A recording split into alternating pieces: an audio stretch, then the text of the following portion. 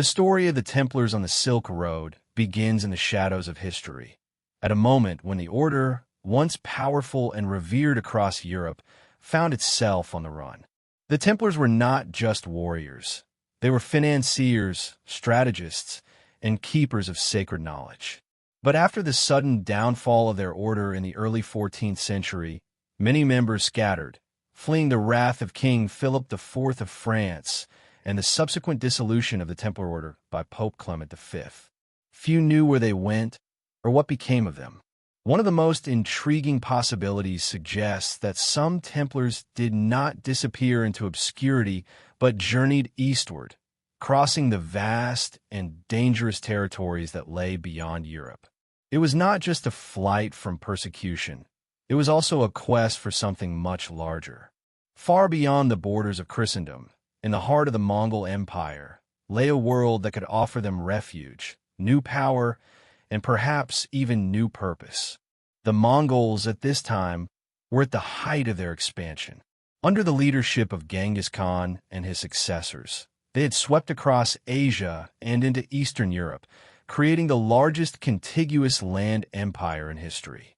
The Mongols, unlike the kingdoms of Europe, were open to alliances with foreign powers and were known for their ability to incorporate diverse peoples into their empire. This was a world where religious boundaries were not as rigid as in Europe, and where an outsider's skills could be valued more than their origins. Long before whispers of their presence on the Silk Road emerged, the Knights Templar had already carved their name deeply into the bedrock of medieval history. Their origins, though humble, carried a spark that would ignite into one of the most powerful and enigmatic organizations the world had ever seen. To understand how traces of their legacy might have drifted as far as Mongolia, we must first return to their beginnings, when they were not yet legends, not yet symbols of secrecy and lost treasure, but merely a handful of determined knights. In the early 12th century, Europe was a landscape of turmoil and holy fervor. Pilgrims traveling to the newly captured Jerusalem moved along perilous roads, vulnerable to bandits and raiders. It was in this climate that a small brotherhood of knights formed around a simple, noble purpose: to protect travelers journeying to the Holy Land.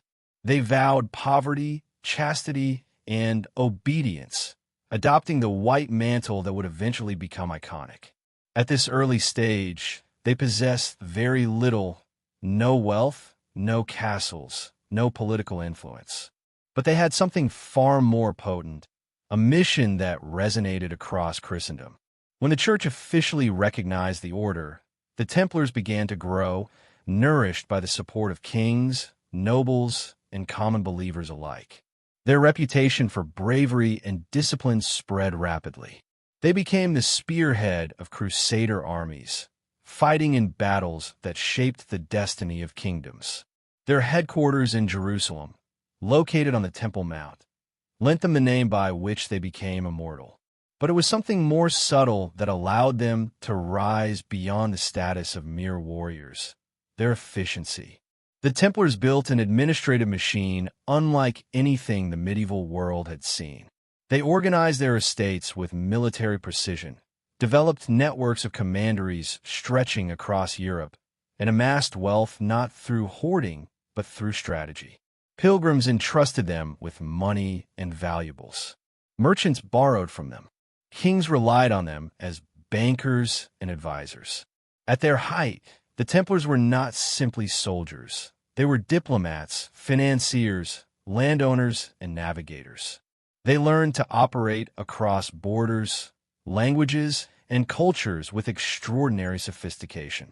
This global reach, rarely emphasized in mainstream narratives, is crucial. It is what made their expansion beyond the Mediterranean not only possible, but almost inevitable.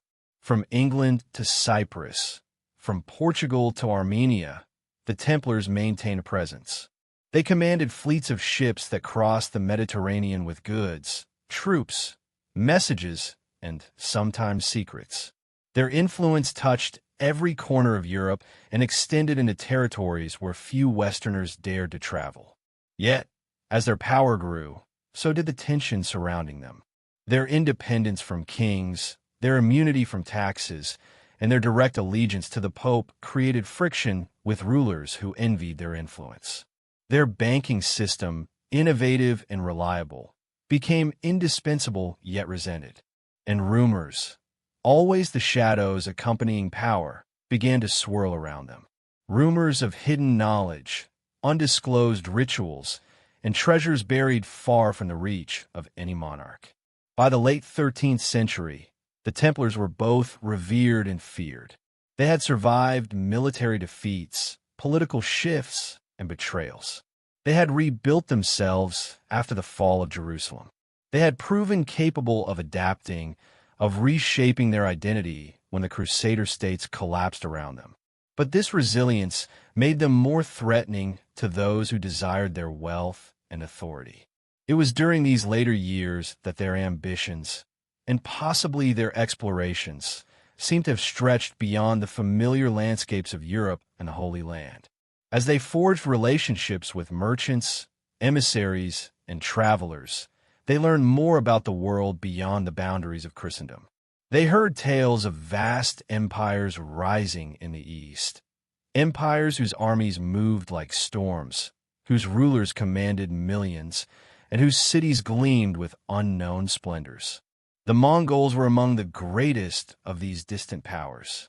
Their arrival in the Middle East shocked Europe, not only for their ferocity, but also for their curiosity about foreign faiths and cultures. Reports of Mongol envoys reaching as far as France and papal courts spread quickly. A door had opened between East and West, one that had never existed in such an extensive, structured form.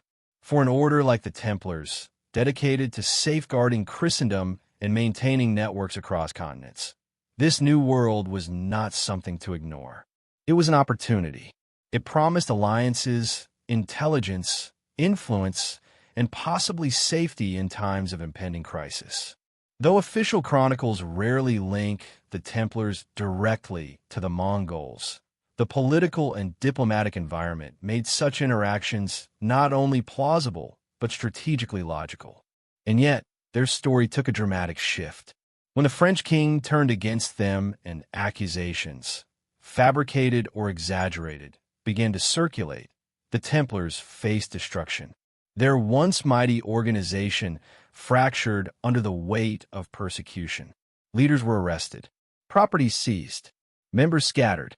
But it is here, at the moment when their order crumbled, that the possibility of their eastward journey becomes most intriguing. For a group accustomed to travel, secrecy, and survival, escape routes existed far beyond the obvious. Ships could carry them to distant islands. Mountain passes could lead them into remote strongholds. And the Silk Road, a sprawling artery of merchants, monks, and warriors, offered a hidden network stretching all the way into Central Asia. It is here that the legend of the Templars begins to shift from historical certainty into the realm of mystery. Some members vanished from official records. Some appeared in places they should not have been. And a few whispers scattered through letters, chronicles, and oral traditions hinted that certain knights fled not west, but east. As we examine their past, it becomes clear that the idea of Templars reaching Mongolia is not as impossible as it first seems. An order built on travel, alliances, and survival instinct would not simply wait quietly for destruction.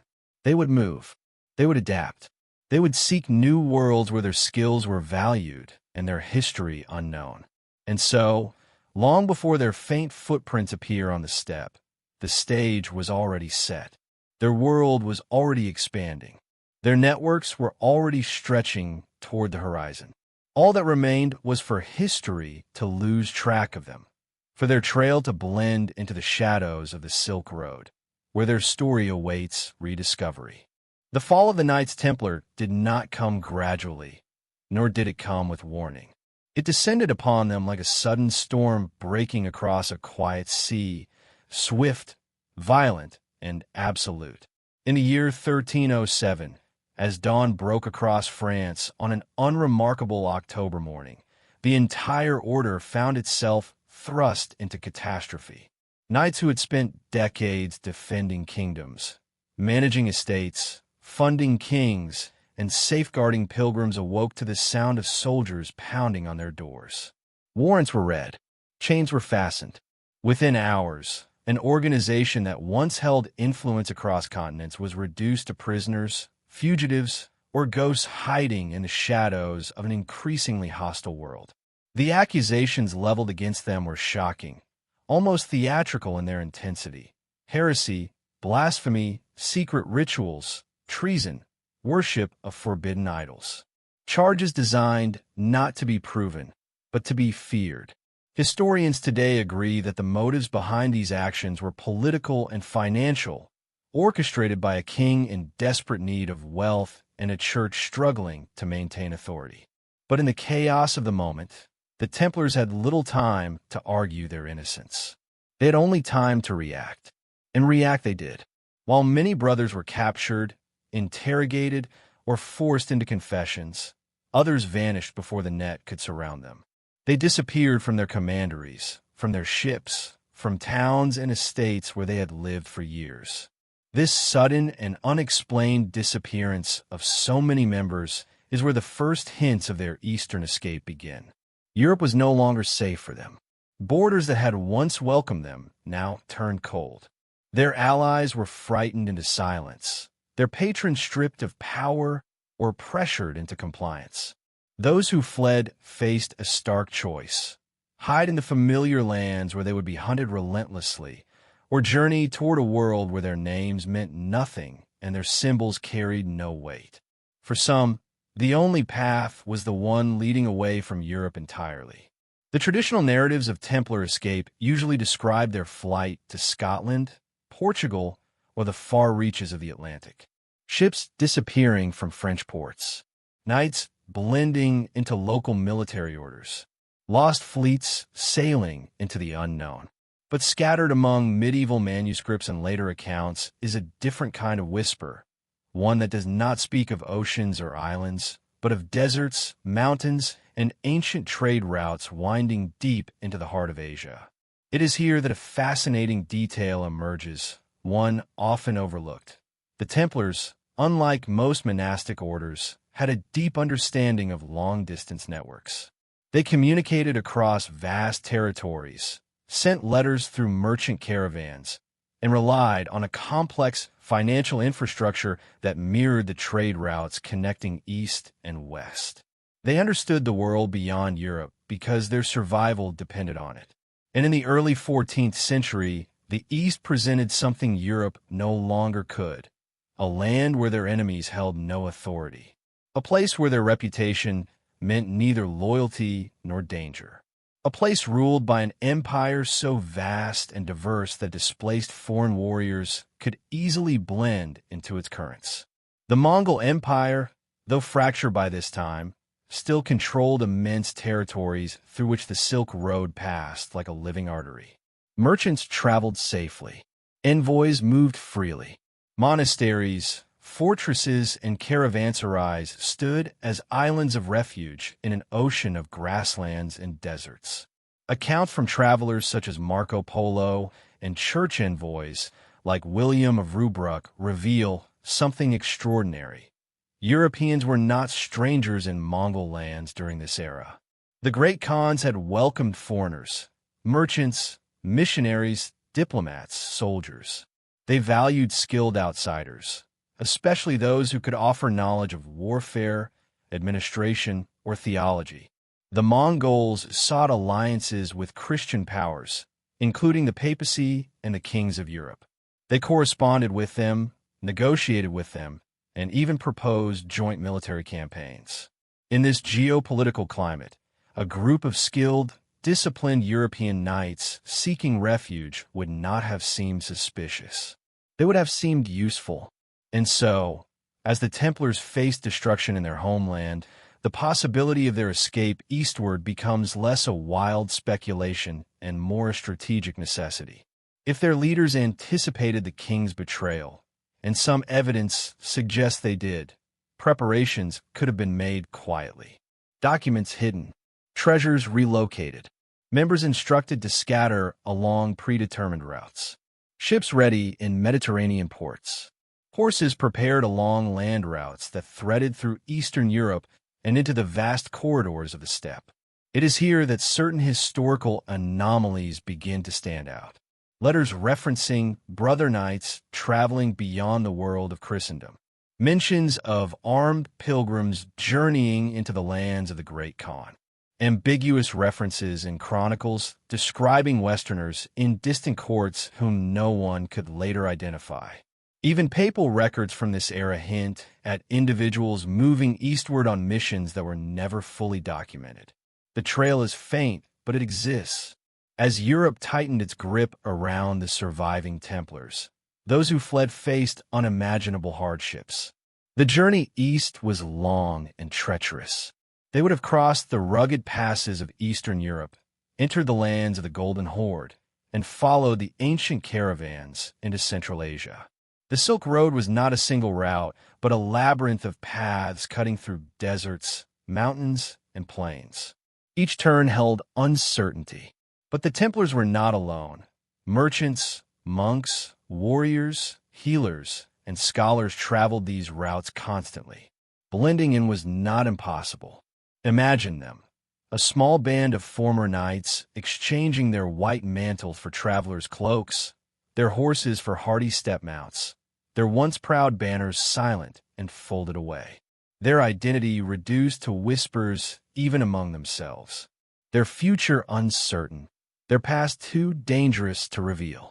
They would have moved quietly, carefully, trusting only those who lived by the road and honored its unwritten laws.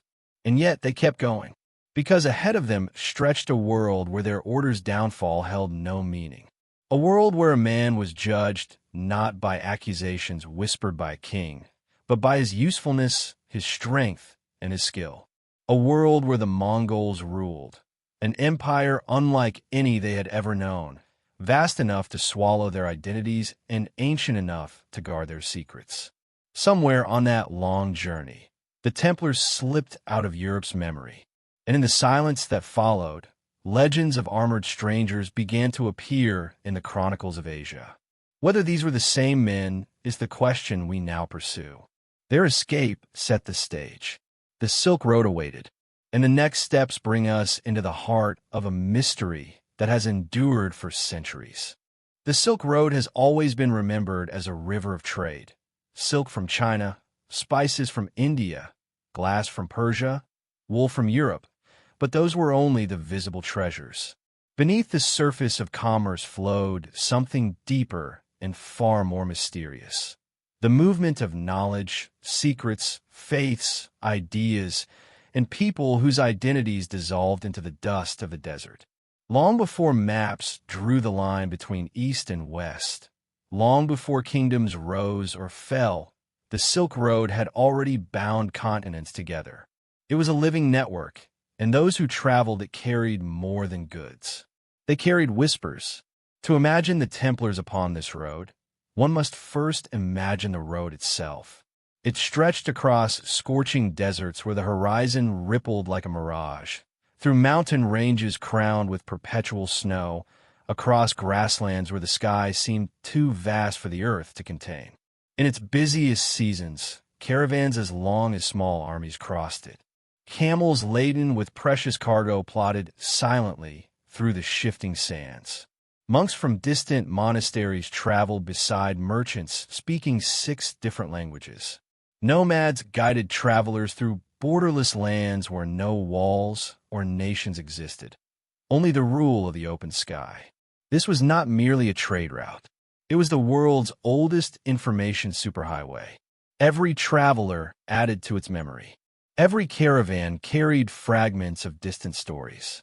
Secret messages could cross half the world disguised as merchant chatter. Religious beliefs mingled effortlessly, mixing Zoroastrian fire temples with Buddhist stupas, Christian prayer houses with shamanic rituals. A man journeying here could be transformed not by what he sold, but by what he heard. It is within this tapestry of movement that the idea of Templars traveling east becomes not only possible, but even predictable. The Templars were not naive soldiers shackled to their homeland. They were administrators, diplomats, and navigators who understood the importance of networks. They relied on intelligence, on coded messages, on long-distance communication. Their banking system functioned because they were able to interact with merchants and travelers passing through every major port and city of medieval Europe. And the Silk Road, even in the 13th and 14th centuries, was one of the greatest networks of all. European envoys had already traveled to the Mongol Empire long before the Templars' downfall.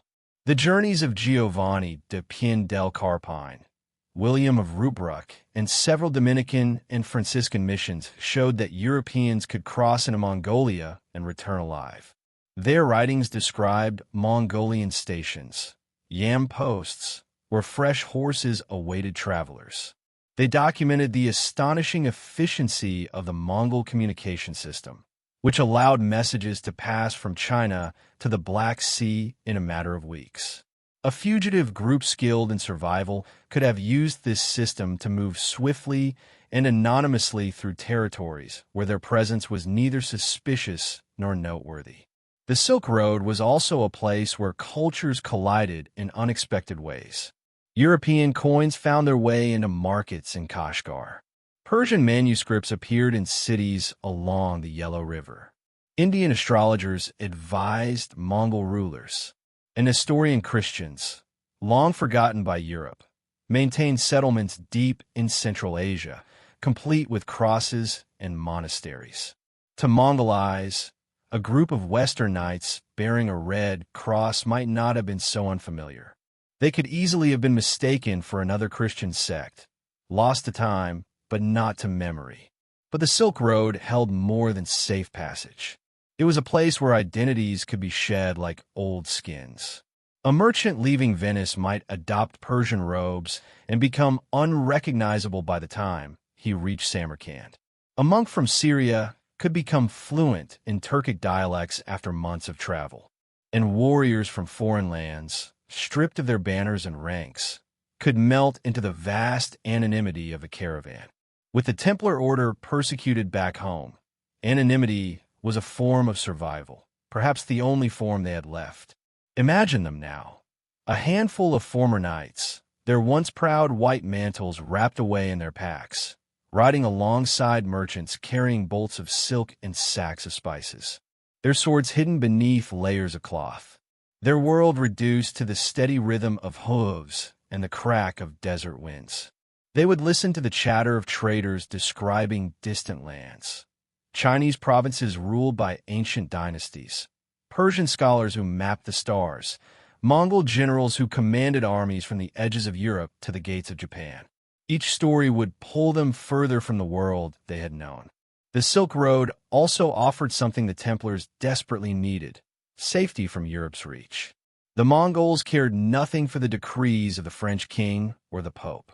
Their empire was a different world entirely, governed by its own laws and its own gods.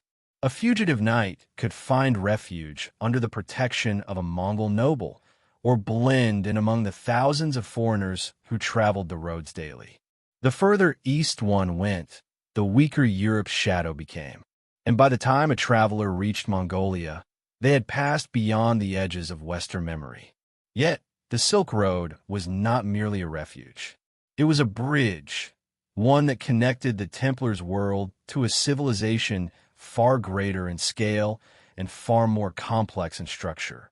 The Mongol Empire, with its couriers, its codified laws, its tolerance for foreign religions, was a refuge unlike any other.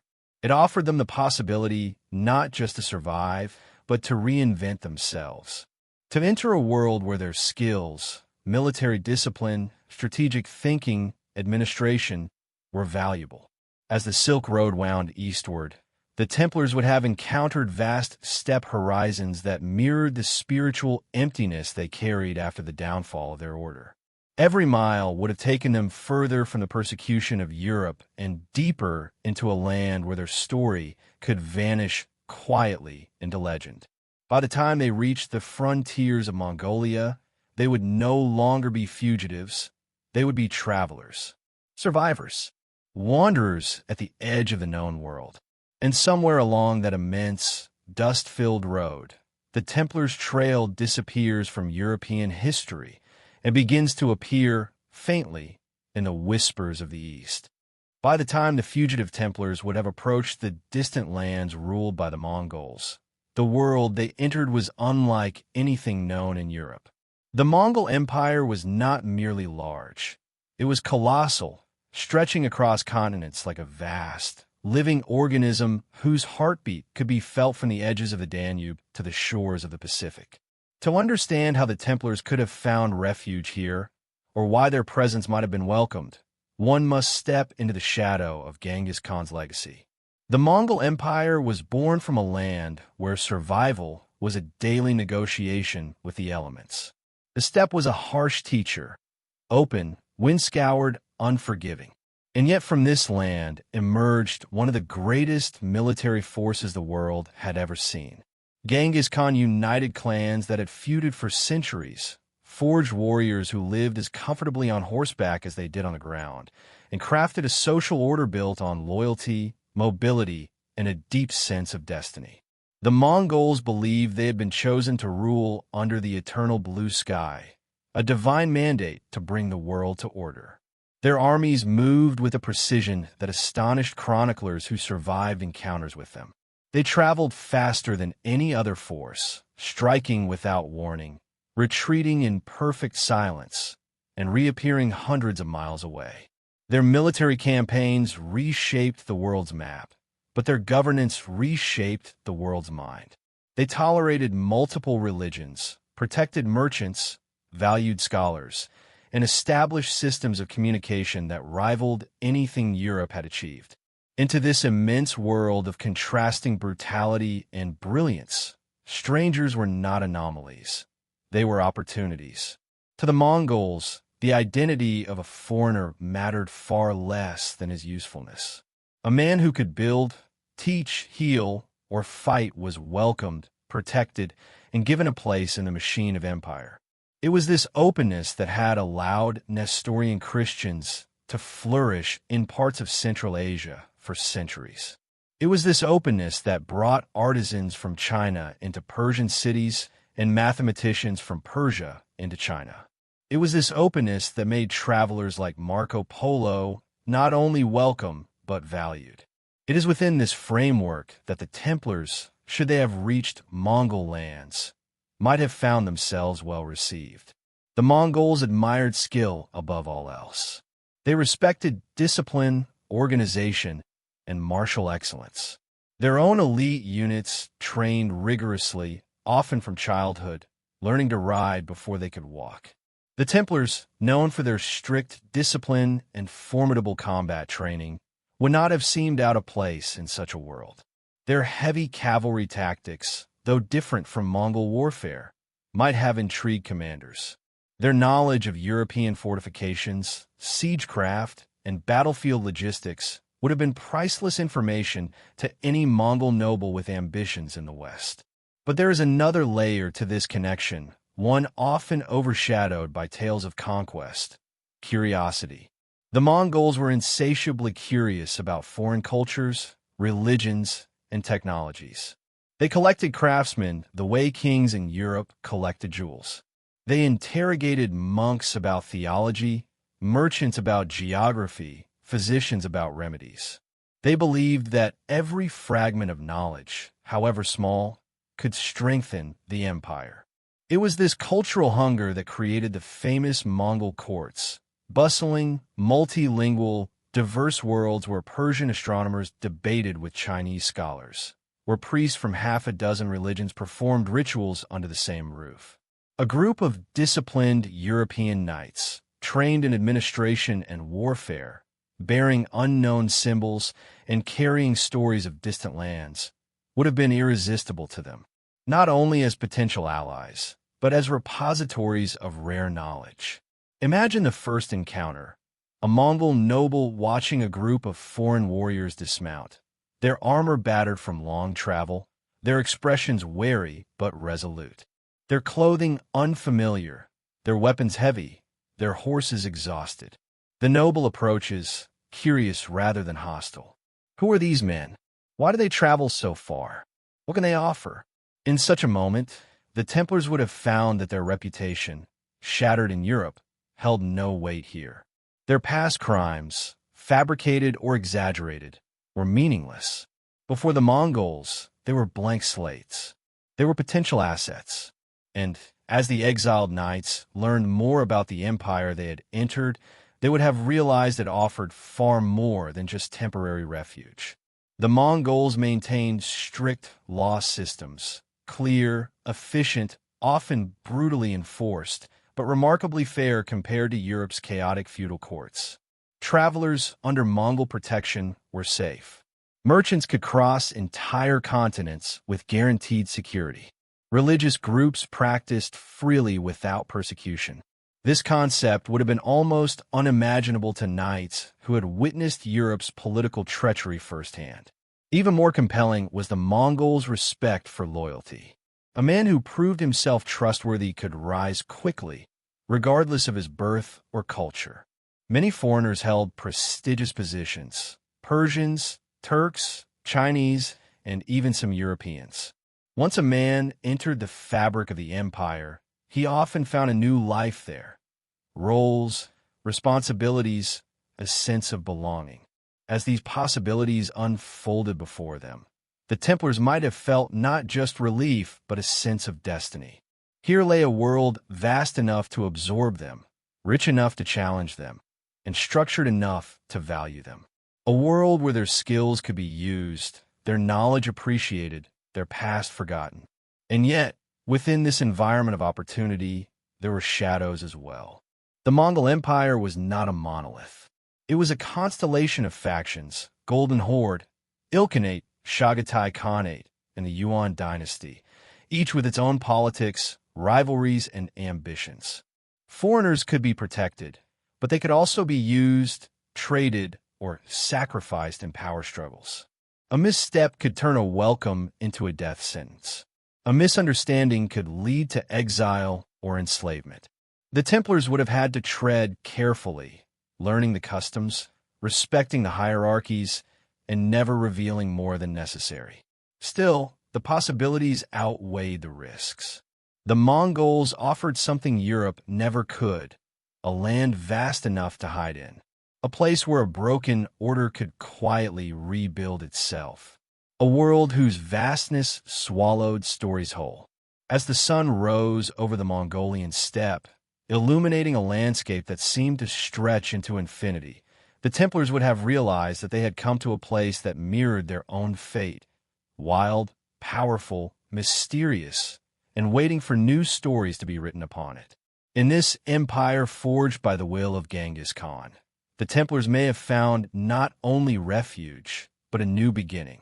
As the exiled Templars ventured deeper into the vastness of Central Asia, they encountered a world where the ordinary and the extraordinary mingled seamlessly. Ancient trade routes wove through deserts and mountains, carrying not only goods but ideas, beliefs, and fragments of stories that had accumulated for centuries.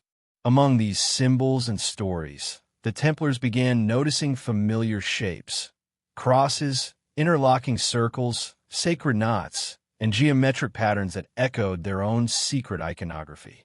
It was as though the land itself whispered hints that their arrival had been anticipated long before they began their flight from Europe. One of the most striking moments of recognition would have come when they first entered an Nestorian settlement. Nestorian Christianity had spread far across Asia long before European Christendom even realized such communities existed. Their churches looked nothing like the Gothic cathedrals of France or England. They were humble, carved into the land or built from clay, decorated not with towering stained glass, but with intricate, almost monastic patterns. And yet, on their altars, their manuscripts, and their stone carvings appeared symbols the Templars knew intimately: the Chiro, the equal-armed cross, the cross within a circle. The Templars might have paused, staring at carvings whose origins stretched far back into Eastern Christian traditions they had only heard whispers about. Symbols like the Nestorian cross, with flared arms and delicate flourishes, echoed the designs found in European Templar chapels carved into stone centuries earlier. Was this coincidence, or evidence of a much older network of spiritual and symbolic exchange that Europe had forgotten? Even more intriguing was the discovery that Mongols themselves had adopted and adapted many of these Christian symbols into their diplomatic seals, banners, and personal talismans. The Mongols were practical in all things, including religion. If a symbol was believed to offer protection, wisdom, or divine favor, they adopted it without hesitation. And so, it was not unusual for a Mongol general to carry a charm inscribed with a cross, a Buddhist mantra, and a shamanic sigil all at once. To the Templars, men trained to guard secrets, protect holy relics, and meditate on sacred geometry. This fusion must have felt strangely familiar. In their own order, symbolism was not merely decorative. It was functional, a coded language that carried layers of meaning. Their red cross, stark and unmistakable, symbolized purity, sacrifice, and divine mission. Their architectural designs followed strict numerological principles rooted in early Christian mysticism. Their rituals involved signs and gestures believed to guard the soul as much as the body. And here, thousands of miles from Europe, they found a world where symbols were spoken like a universal tongue. The Silk Road itself was a vast archive of symbols. Caravanserai walls were carved with motifs from India, Persia, China, and the Turkic world. Coins carried images of suns, stars, dragons, lions, and crosses. Buddhist caves glowed with mandalas so intricate they seemed to pulse with hidden meaning. Sufi poets travel with their own symbolic languages. Circles, lamps, wings, gardens, all pointing to the ineffable mysteries of existence. Jewish merchants carried scrolls containing scripts older than Rome, and Zoroastrian traders bore fire emblems whose lineage stretched back to ancient Persia. In this tapestry, the Templars' own symbols did not stand out. They blended in.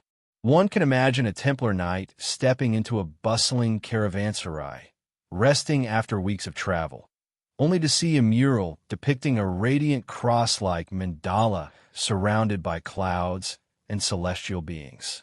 He might lean closer, tracing with his eyes the intersection of lines and curves, recognizing a geometry similar to those encoded in Templar chapels like Rosslyn, constructed centuries later, yet echoing motifs that had traveled these lands long before. Some modern scholars believe that many of the symbols associated with the Templars did not originate in Europe at all, but flowed from Eastern traditions, Nestorian, Persian, Manichaean, even Buddhist, in the centuries before the Crusades. If true, the Templars encountering these symbols in Central Asia would not have been surprised. Instead, it might have affirmed something they had always suspected, that their order was part of a much older lineage, one stretching across cultures and continents. Another layer of intrigue lies in the presence of the Cross of the East, a unique symbol used by Nestorian clergy. The cross stood upon a stepped base, sometimes surrounded by flames or rays of light, and occasionally fused with circular motifs resembling halos or suns.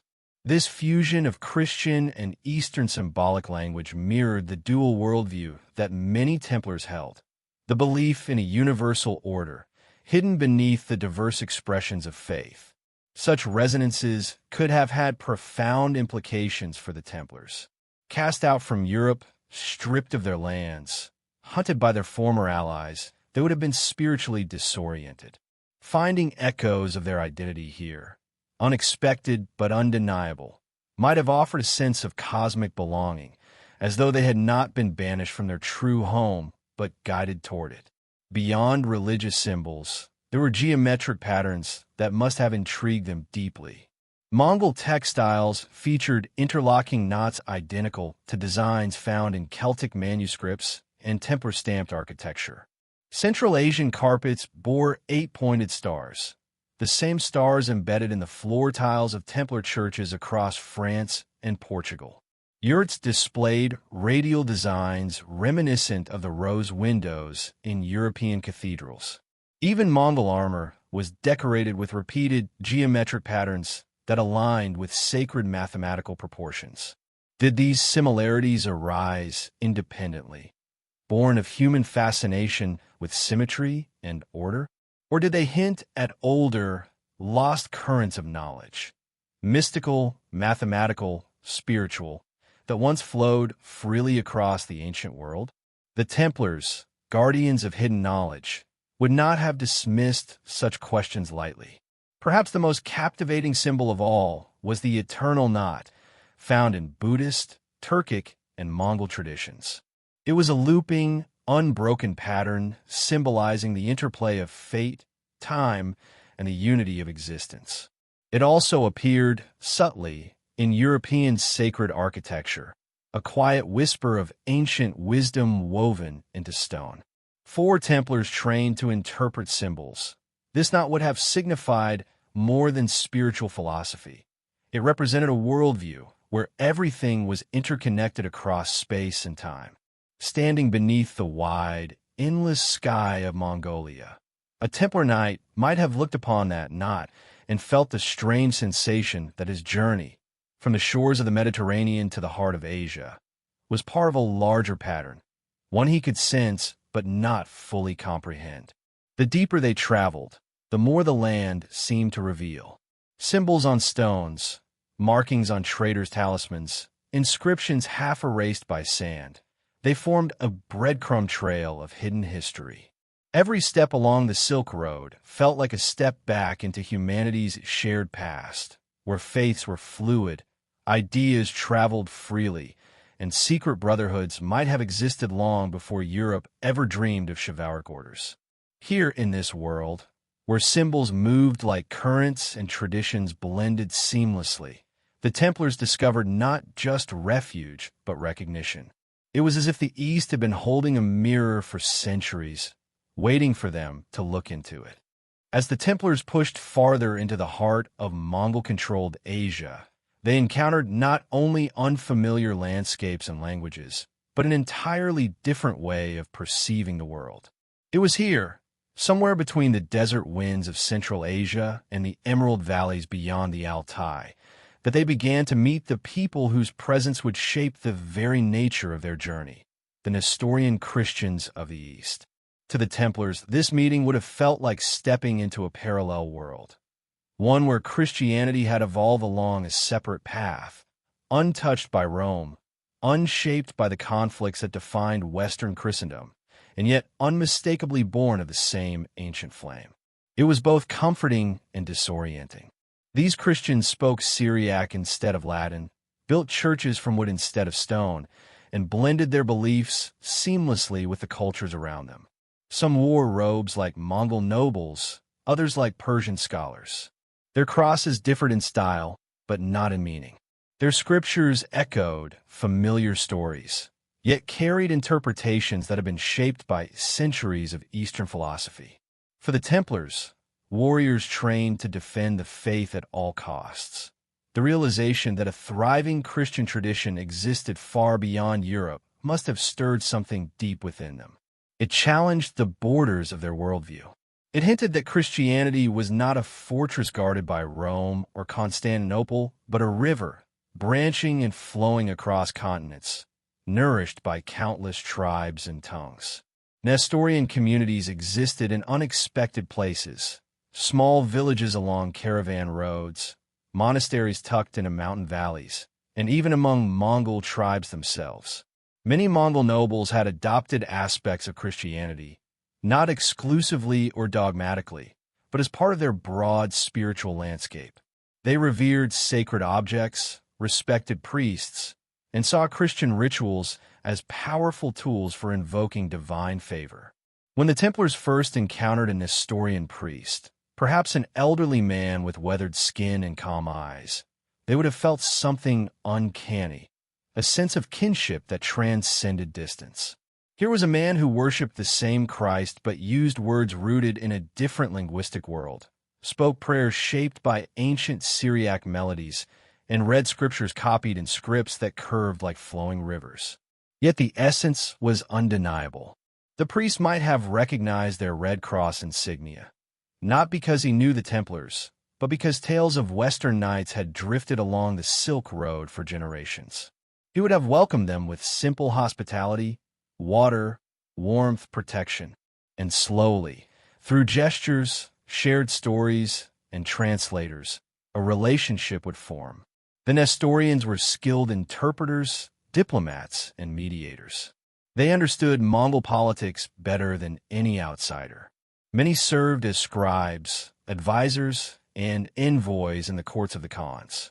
Their knowledge of languages Syriac, Mongolian, Turkic dialects, Persian, even Chinese, made them invaluable. To the Templars, they became guides not only to geography, but to culture, belief, and diplomacy. In these first exchanges, the Templars would have learned something astonishing, that the Mongols respected Christians in a way Europe might not expect. Genghis Khan himself had been advised by Nestorian Christians. His sons and grandsons had married Christian wives. Mongol queens had built churches, supported priests, and carried crosses into battle.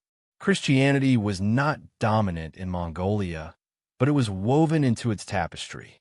It coexisted with Buddhism, shamanism, Islam, and countless tribal beliefs without conflict. This pluralistic world would have felt startling to men raised in the rigid theological climate of medieval Europe, where heresy was punished severely and uniformity was prized. Yet here, on the open steppe, faith moved freely. The Nestorians had no inquisition, no political entanglements, no papal authority. Their Christianity felt older, gentler, shaped by the winds of Asia rather than the iron politics of Europe. The Templars, stripped of their homeland and accused of heresies they had not committed, may have found comfort in this spiritual openness. For once, they were not judged. They were not feared. They were not hunted. Instead, they were treated as travelers carrying their own piece of the divine. And then came the stories.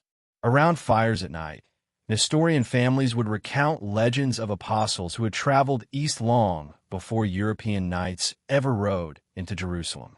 They spoke of Thomas the Apostle preaching in India, of Adai and Mari spreading teachings through Persia, of Christian caravans journeying to China centuries before Marco Polo. They claimed that Jesus' name had been spoken on the far side of the world before Rome fully knew what Christianity would become. For the Templars, guardians of ancient Christian secrets, these tales would have stirred their imaginations.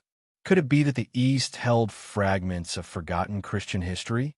Could it be that relics, scriptures, or lost traditions existed in monasteries hidden deep within Asian landscapes? Some Nestorian monks hinted at ancient texts stored in mountain sanctuaries. Others spoke of stone crosses carved into cliffs long before the Crusades. A few whispered of prophecies written in Syriac, prophecies of a time when Western and Eastern Christians would meet again under the open sky and rediscover what had been lost. These stories must have resonated deeply with the displaced Templars, who carried their own mysteries, unspoken vows, encoded teachings, and rumors of hidden relics entrusted to their care. Perhaps they sensed that their journey into Asia was not simply an escape from persecution, but a continuation of a much older path. The Nestorians also introduced the Templars to the Mongol spiritual world in ways outsiders rarely experienced. They explained the significance of shamanic rituals, the reverence for the eternal blue sky, and the Mongols' belief in divine destiny. They taught them the etiquette of approaching Mongol nobles, the meanings hidden in gestures and gifts, and the complex hierarchy that shaped Mongol society. In turn, the Templars must have shared stories of Jerusalem, the Holy Sepulchre, and the battles fought in the name of Christ. They may have compared symbols and scriptures, exploring the astonishing parallels between their traditions. It is easy to imagine a scene. A Templar knight and a Nestorian priest kneeling beside a sand-covered table, drawing crosses and geometric patterns with their fingers under the flickering light of an oil lamp. They lean in, recognizing echoes of each other's faith, marveling at the mysterious ways in which the same spiritual truth had taken root across vast distances. The longer the Templars remained near Nestorian communities, the deeper the connection grew. Some may have studied the Syriac language. Others learned Mongolian phrases or adapted to steppe customs. Their armor grew dusty, and their cloaks took on the texture of long travel. But their spirits may have felt strangely renewed. For the first time since their exile began, they sensed not only safety but purpose. Far from the medieval courts that condemned them, they found a version of Christianity unburdened by corruption, simple, ancient, and deeply rooted in the lands they now traversed. And in the warmth of Nestorian hospitality, the Templars began to understand that their journey was far from over. It was only beginning. The East had opened its doors to them, and behind those doors lay secrets older than Europe itself. Secrets that would pull the Templars deeper into the heart of the Mongol world and toward revelations they could never have anticipated. The deeper the Templars journeyed into Mongol territory, the more they began to sense that this empire, this vast, shifting power that stretched beyond the horizon, possessed a structure unlike anything Europe had ever conceived. In the West, kingdoms were defined by stone walls, rigid hierarchies, and borders that cracked under the weight of feudal rivalries. But here, in the realm shaped by the legacy of Genghis Khan, power flowed like water. It moved with the speed of horses, the accuracy of arrows, and the invisible threads of information that stitched together cities, deserts, and mountain passes into a single living organism. It was the Nestorian communities who first explained the Mongol system to the Templars, not through official lectures or formal instruction, but quietly, through observations shared during long rides, whispered conversations near campfires, and simple explanations offered when the Templars were puzzled by a ritual, a gesture, or a sudden shift in atmosphere. And slowly, the order of things became clear. The Mongol Empire was built on a principle that was both brutal and brilliant: absolute loyalty to the Khan and absolute freedom in everything else. Each clan, each tribe, each conquered nation was woven into the empire's fabric through a mixture of fear, respect, and opportunity.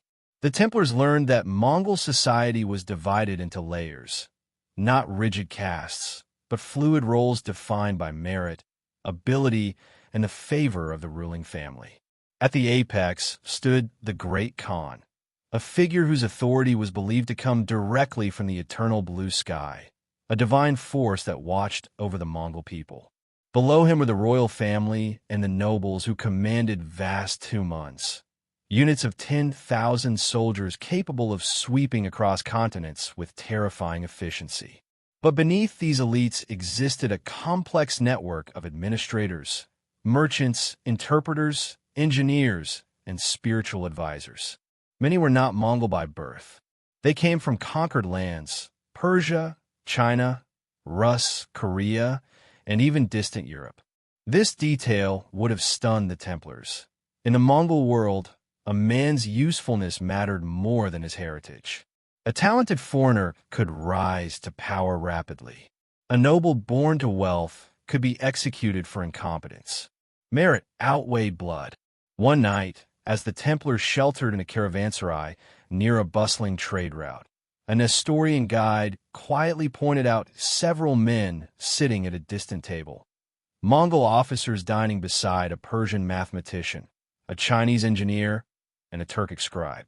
Here, the guide whispered, knowledge is power, not birthright. To the Templars, accustomed to Europe's rigid aristocracy, this was nothing short of revolutionary. And then there was the famed Mongol postal system, the yam. The Templars first encountered it when they noticed riders switching horses at roadside stations with astonishing efficiency. These stations, simple wooden shelters spaced a day's ride apart, were the arteries of the empire. Messages, orders, intelligence, and secret communications traveled across thousands of miles faster than any European kingdoms could dream. The Mongols had created a communications network that linked Constantinople to Beijing, Baghdad to Siberia. Templar commanders, trained in strategy and logistics, would have immediately understood the significance of this. A world where orders could cross continents within days was a world where armies moved with supernatural precision. It was no wonder the Mongols had conquered half the known world. But what truly fascinated the Templars was not the speed of the yam, it was the silence of it. Riders communicated with a gesture or a nod, and then vanished into the horizon, carrying messages in sealed pouches reinforced with leather and wax. Some riders wore protective amulets, shamanic symbols meant to ensure safe passage. Others bore crosses, given by Nestorian officials within the Mongol court. It was a strange fusion of the mystical and the practical, a blending that reminded the Templars of their own traditions. As they traveled further, the Templars learned about the secretive intelligence network known as the Kubi system. This network consisted of spies, informants, scouts, and undercover agents stationed across the empire and beyond.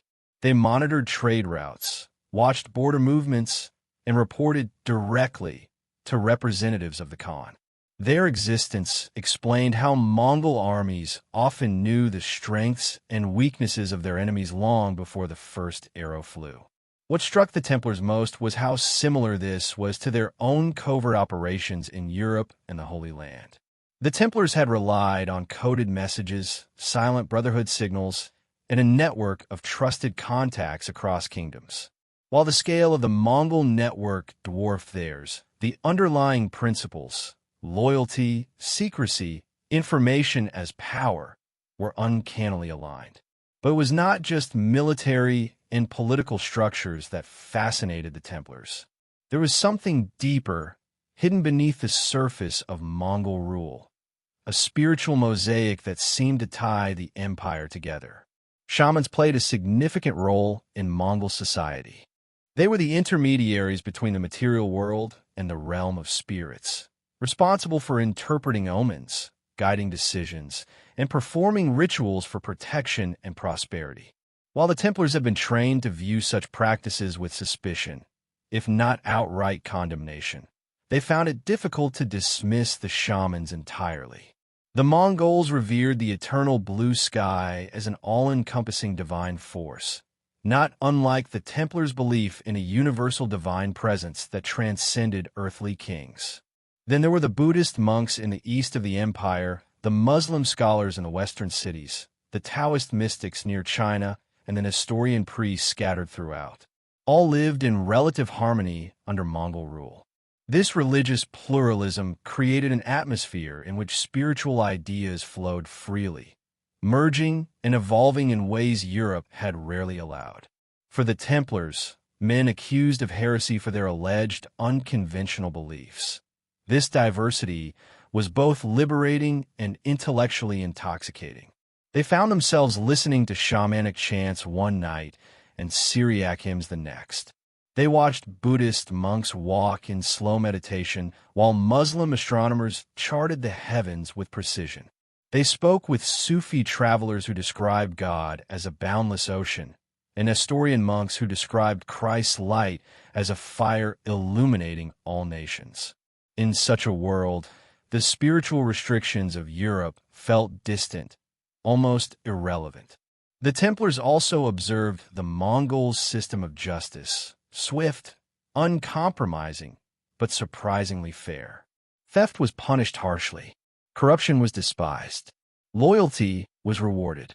This consistency stood in stark contrast to the political corruption the Templars had suffered in France, where accusations crafted by kings carried more weight than truth.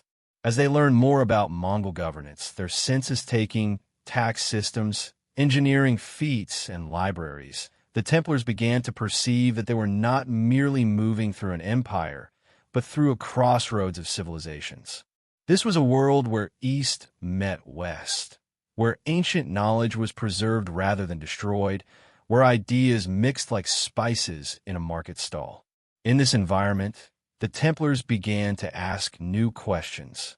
If the Mongols respected warriors, valued knowledge, rewarded loyalty, and embraced a spiritual diversity Europe condemned, then could this empire become more than a temporary refuge? Could it become a place to rebuild, a place to conceal, a place to transform, and perhaps, hidden somewhere in the shifting alliances and spiritual currents of the Mongol world, could the Templars find the allies they needed to survive and even thrive in lands far removed from the kingdoms that had betrayed them? The steppe winds were changing. The Templars could feel it. The East was opening itself, layer by layer, mystery by mystery, revealing a world where nothing was impossible and where even a broken brotherhood might find new purpose. What awaited them deeper within Mongol lands was a revelation far stranger than anything Europe could have imagined. The first whispers of Mongol Templar diplomacy did not begin with grand meetings in glittering courts, nor with formal exchanges of gifts and envoys. They began quietly, almost invisibly, like the first fragile threads of a web forming in the night. The Templars, weary travelers in a foreign land, soon discovered that Mongol politics moved not through loud proclamations, but through carefully measured gestures, conversations held over fermented mare's milk, and subtle acknowledgments exchanged beneath the vast, watchful heavens. Their earliest interactions with Mongol officials took place at way stations and settlements along major trade routes, where authority was both fluid and omnipresent. Mongol administrators, known for their sharp eyes and sharper minds, had already taken note of the group of foreign warriors who carried themselves with military precision and whose weapons bore craftsmanship unfamiliar to the region. The Templars were cautious, aware that a single misstep could be perceived as disrespect, and that the Mongols were capable of swift and unforgiving retribution. But the Mongols were curious. They valued information almost as much as victory. When they looked at the Templars, they did not see enemies or fugitives. They saw potential assets. The Mongols admired discipline, loyalty, and courage, and the Templars radiated all three. That alone was enough to spark interest.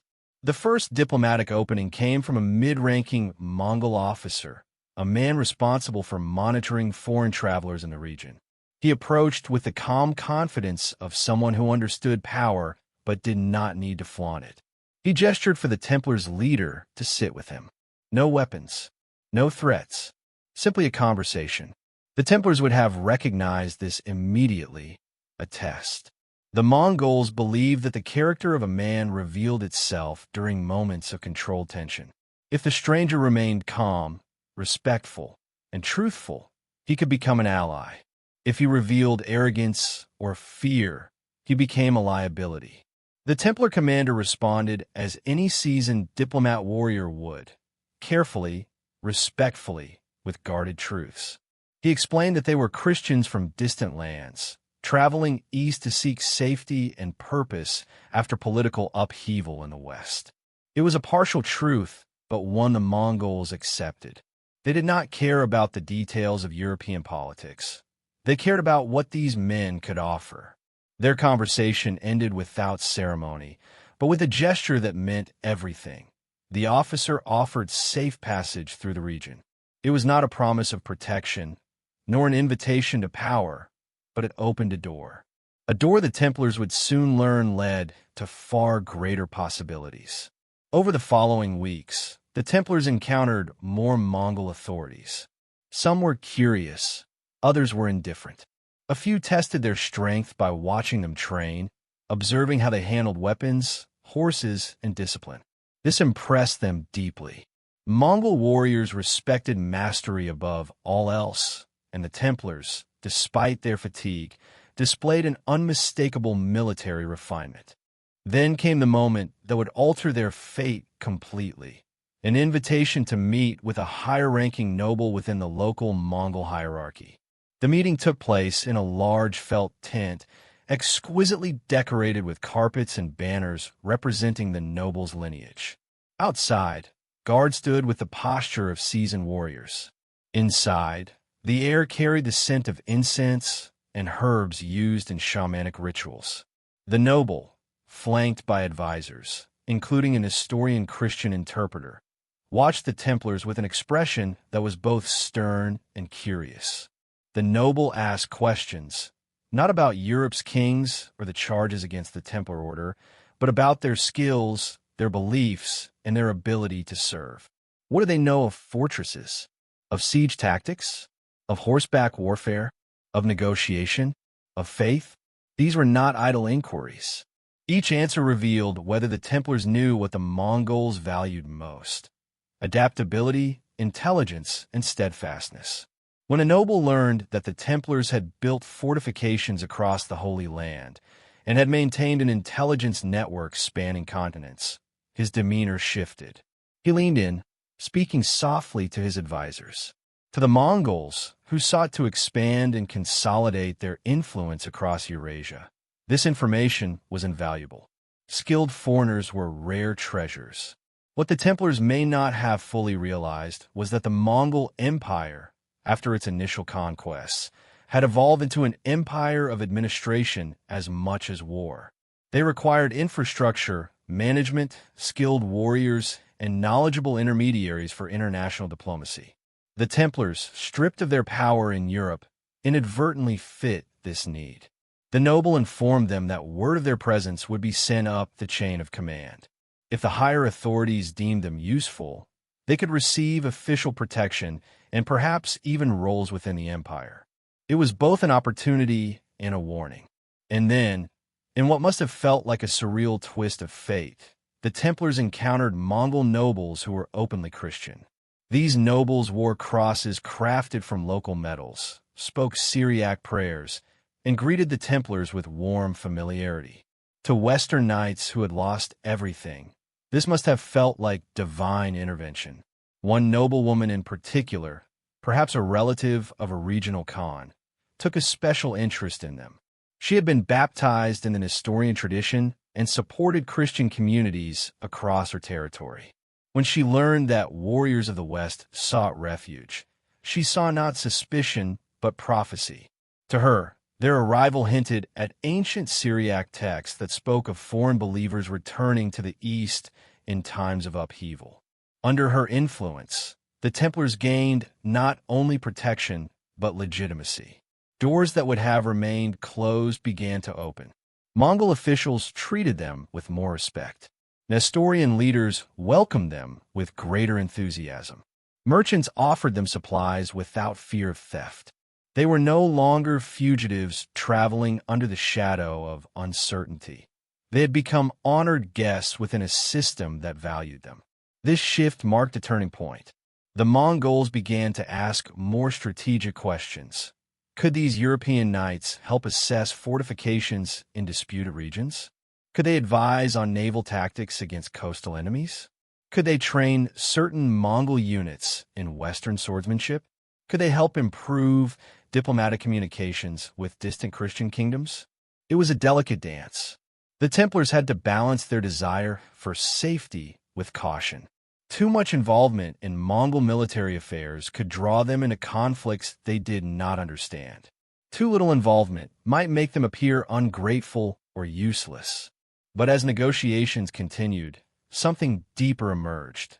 The Mongols saw the Templars not merely as soldiers or advisors, but as potential bridges to Europe, to the Christian world, and perhaps even to spiritual knowledge that might benefit the Khan's destiny. The Templars began to see something as well. For the first time since their fall, they glimpsed the possibility of rebuilding.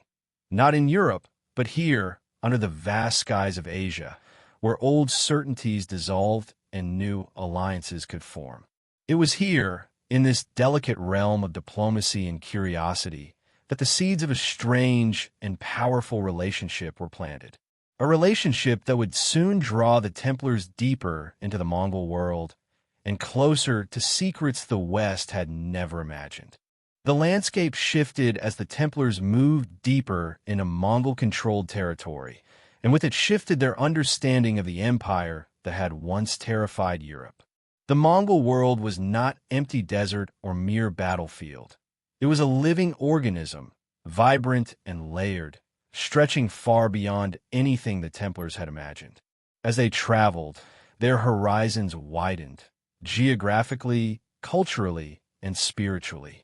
Their first sustained experience of Mongol hospitality came at a caravanserai perched along one of the arterial routes of the Silk Road.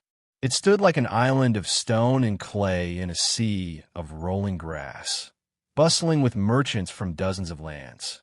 The Templars watched in astonishment as Persians bartered with Uyghurs, as Chinese monks sipped tea beside Arab travelers, and as Mongol riders carried messages across vast distances with uncanny efficiency. Here, languages mixed like the fragrances of foreign spices, and no man's origin was considered strange.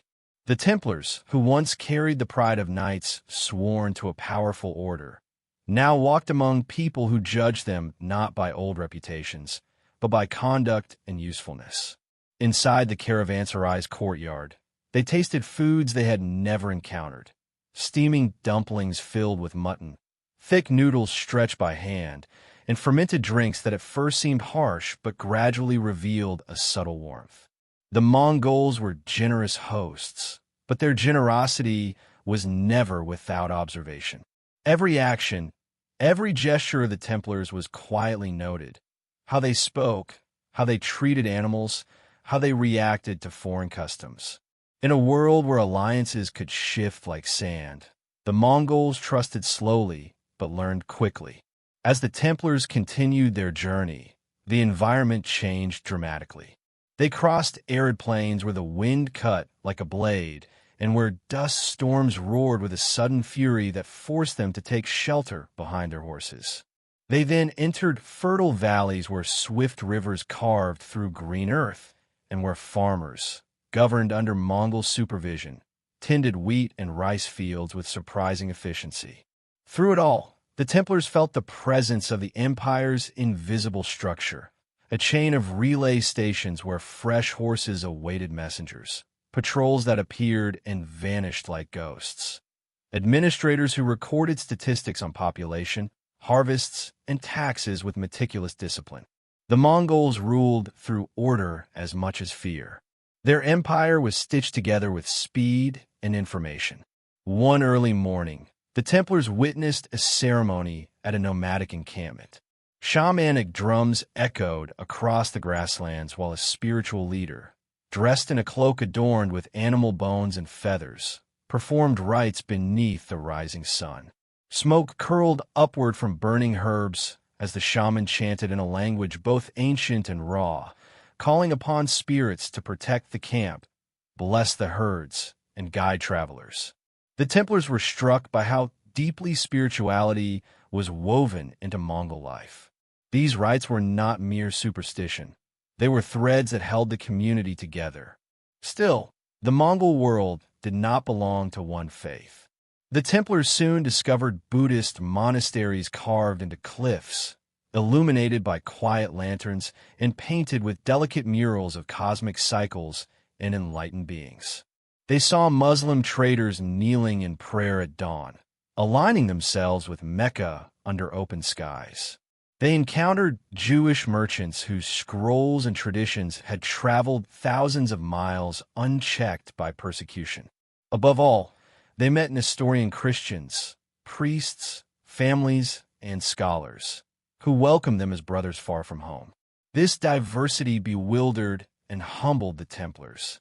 In Europe, they had grown accustomed to rigid divisions between faiths and to the constant shadow of religious conflict. Here, under Mongol rule, faiths coexisted not through harmony, but through a carefully enforced policy of tolerance. The Mongols viewed religion as a tool, not a battlefield. If a faith strengthened loyalty or stability, it was permitted. If it threatened order, it was swiftly controlled. While traveling through a mountainous region, the Templars encountered their first major test of trust with the Mongols. A band of local rebels, tribal men resisting imperial taxation, ambushed the road. Arrows darkened the sky as the Templars scrambled behind rocks, shields raised. The Mongol escort fought with terrifying precision, splitting the attackers' formation with a combination of speed and ferocity. When the Templars joined the defense, fighting shoulder to shoulder with their Mongol companions, something shifted between them. Shared danger has a way of forging bonds that negotiation never could. After the skirmish, the Mongol commander looked at the Templars with newfound respect. He said little, but his nod carried weight. From that moment on, the Templars were no longer outsiders struggling to find their place. They were warriors recognized by warriors. As they traveled farther east, the Templars began to understand the enormity of the empire.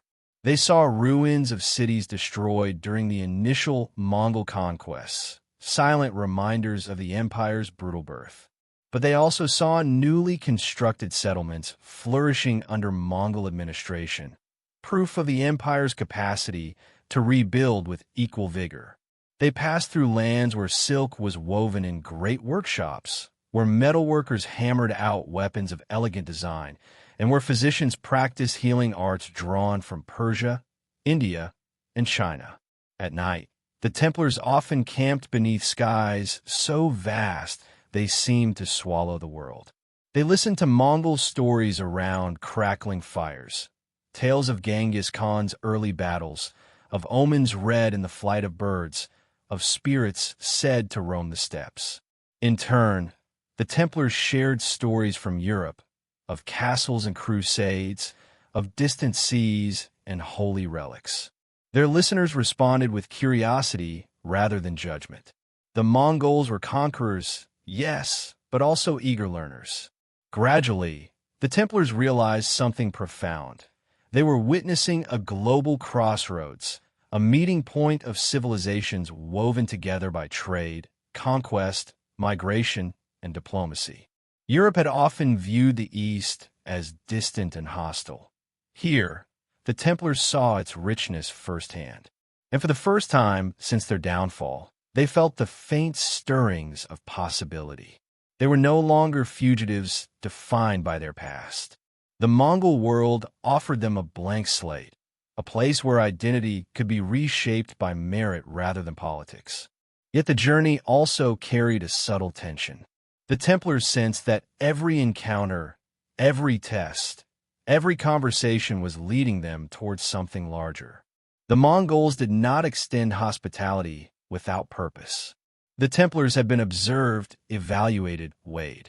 Their potential roles in this vast empire were being quietly considered. By the time they neared the heartlands of Mongol authority, the Templars understood that their travels had been more than a passage through geography. It had been a passage through cultures, beliefs, and possibilities that would redefine their place in the world. What awaited them ahead was not merely another camp or another audience with a noble. It was the beginning of a chapter that would intertwine their fate with the destiny of an empire. The Silk Road was more than just a trail of merchants and traders. It was a living, breathing network of secret paths, winding through deserts, mountains, and vast steppes. For the average traveler, it was perilous, demanding careful planning and protection against bandits, extreme weather, and the unpredictable whims of political authorities. But for the Knights Templar, whose survival now depended on discretion and cunning, it offered opportunities hidden from plain sight. They were not merely travelers. They were shadows moving along invisible arteries, blending in among caravans, adapting to unfamiliar customs, and leaving almost no trace of their passage. Caravans were the lifeblood of the Silk Road, carrying silks from China, spices from India, and silver from Persia. Yet within these bustling flows of commerce, secret subnetworks existed, routes known only to select merchants, guides, and, possibly, the Templars themselves. These hidden roads, winding through narrow valleys and skirting dangerous passes, allowed a small, disciplined group to move quietly across vast territories, avoiding both political scrutiny and the prying eyes of the Mongol authorities. In some regions, local nomadic tribes acted as unofficial guardians of these hidden paths, passing on coded signs that indicated which trails were safe, where water sources could be found, and which oases were controlled by hostile groups. The Templars, with their sharp intelligence and experience in reconnaissance, would have excelled in interpreting these subtle signals, using them to navigate the endless expanse of Central Asia. Their movement was never merely physical. It was a carefully choreographed blend of stealth, strategy, and adaptation. Some scholars theorize that Templars traveling east carried with them small symbols or coded markings to communicate with allies along the route. A carved symbol on a tree, a discreet marking on a rock, or even the arrangement of tents at a caravanserai could serve as silent messages: safe passage ahead, danger near, or contact this merchant for assistance. Every interaction along the way would have been deliberate, calculated, and invisible to outsiders. Their European armor and robes would have been abandoned in favor of local attire, allowing them to blend seamlessly with merchants, pilgrims, and wandering monks. Even the simplest detail, how they tied their hair or the manner in which they carried their goods, could be a subtle form of camouflage, hiding centuries of martial discipline under a cloak of anonymity. Water, food, and shelter were critical for survival, particularly across the deserts of Central Asia. Historical accounts hint at hidden wells and concealed spring-fed oases, places known to local tribes, but largely invisible to outsiders. It is in these hidden places that the Templars could have rested, exchanged news, and plotted the next phase of their journey. Some legends even speak of underground storage chambers carved into rocky cliffs, holding supplies, maps, and relics far from the prying eyes of authorities.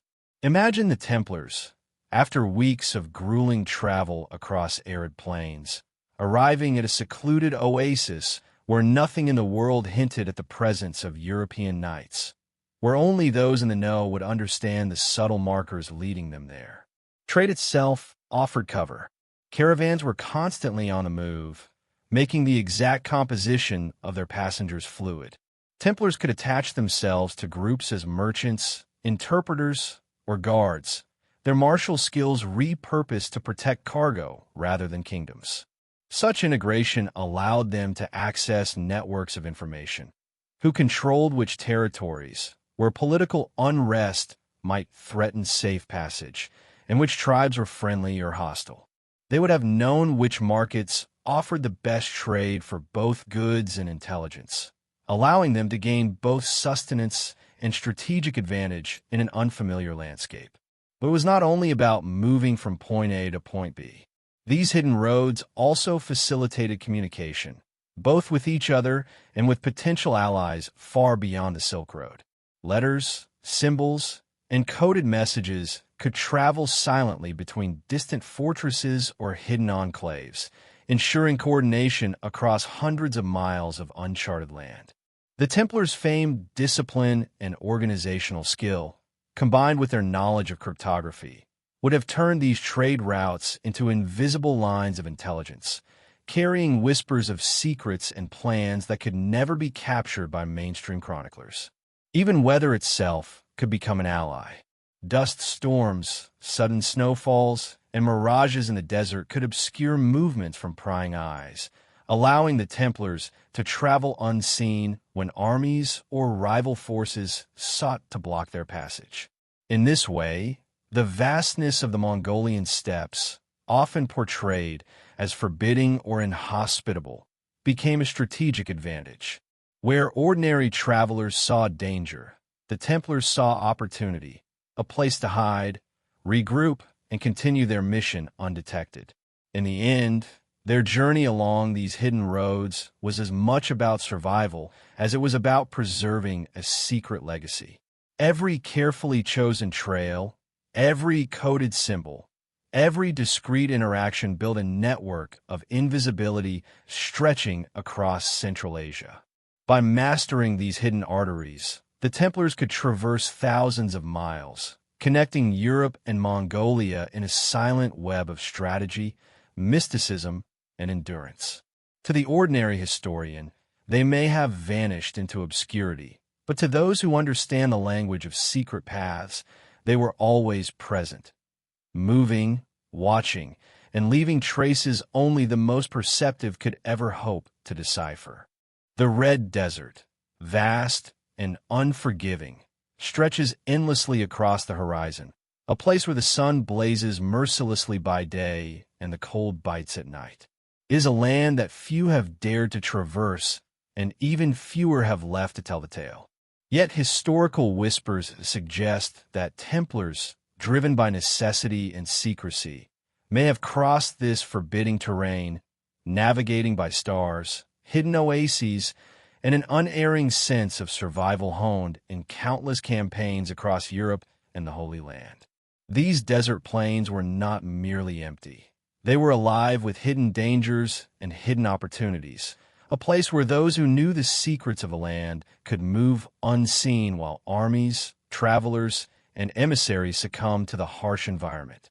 Accounts in Mongolian chronicles occasionally mention Western strangers appearing in the desert fringes, their presence noted in brief, almost dismissive entries, yet their descriptions hint at something extraordinary. The chronicler spoke of well-armed foreigners traveling in small, disciplined groups, with a knowledge of survival and combat far beyond that of ordinary traders or pilgrims. Some reports described their horses as unusually strong, their tactics unusual, their discipline uncanny. Modern historians often dismiss these entries as exaggeration or misinterpretation, but a careful reading suggests there may have been truth buried in the margins. European knights moving with a purpose, carrying secrets that would outlive empires. Crossing the Red Desert required more than courage. It demanded intimate knowledge of terrain, weather, and the invisible rhythms of the land. The Templars would have relied on hidden guides, local nomads who understood the desert's language, the timing of winds, the placement of vegetation, the subtle traces of water beneath the sand. These guides could have led them to concealed wells, underground cisterns, and rock shelters that ordinary travelers would have overlooked. Each stop was meticulously chosen, each route carefully plotted, ensuring that the Templars remained both nourished and invisible. In this way, the desert itself became a shield, its harshness a veil that protected them from the prying eyes of both enemies and historians. Yet the desert journey was not solely physical. It was also spiritual and psychological. The endless red sands and towering dunes could break the spirit of the unprepared, but for those trained in the discipline of the Templars, it became a crucible of resilience and secrecy. The monotony of the landscape, the echo of the wind, the shifting sands, all became tools of meditation and planning. Knights would move in silence, speaking only when necessary, their minds attuned to both immediate survival and the larger mission that lay hundreds of miles ahead.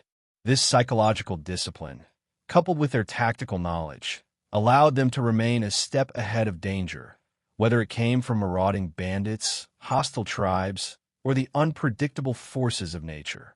Legends hint that along these desert routes, the Templars discovered or created secret resting places, hidden chambers carved into rock formations or beneath dunes. Here, they could store supplies, relics, and documents, leaving caches that would survive centuries in the harsh desert climate. Some modern explorers have found tantalizing hints of these sites. Stone foundations barely visible above the sands, fragments of metalwork, and cryptic markings that do not match the known scripts of local tribes.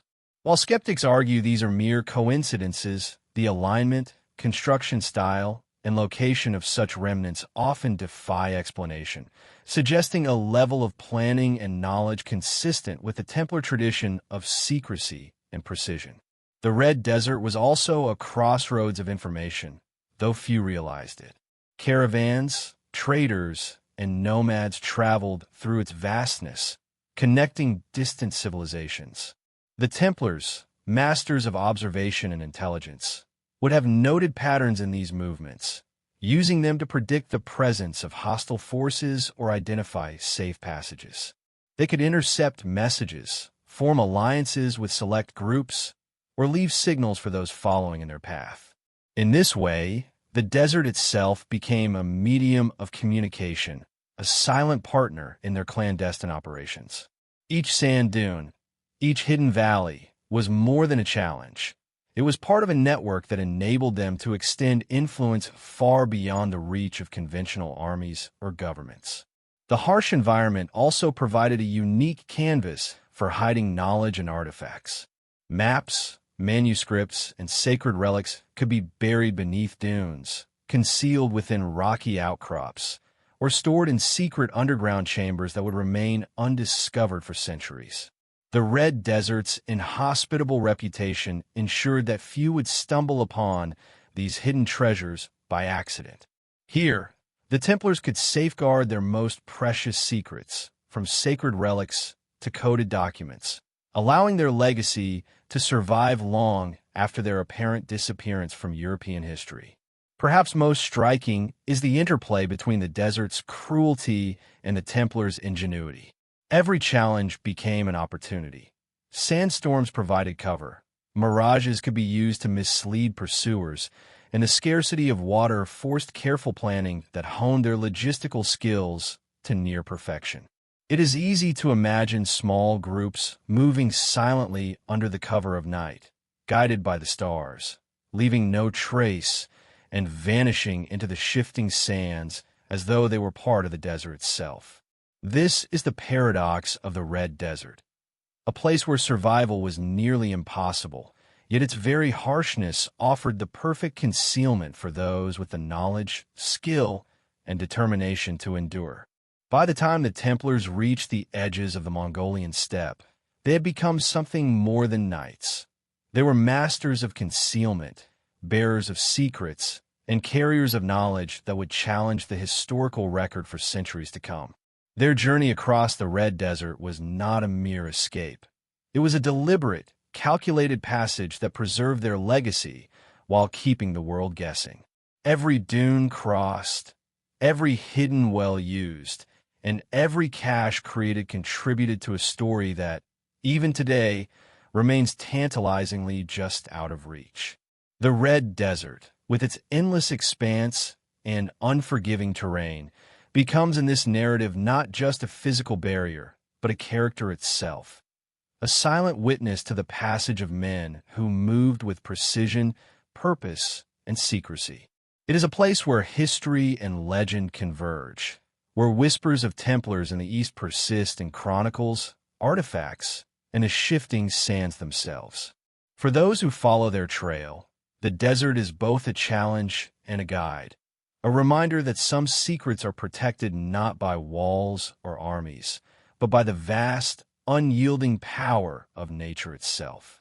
In the remote valleys and hidden cliffs of Central Asia, the whispers of lost knowledge echo faintly through the centuries.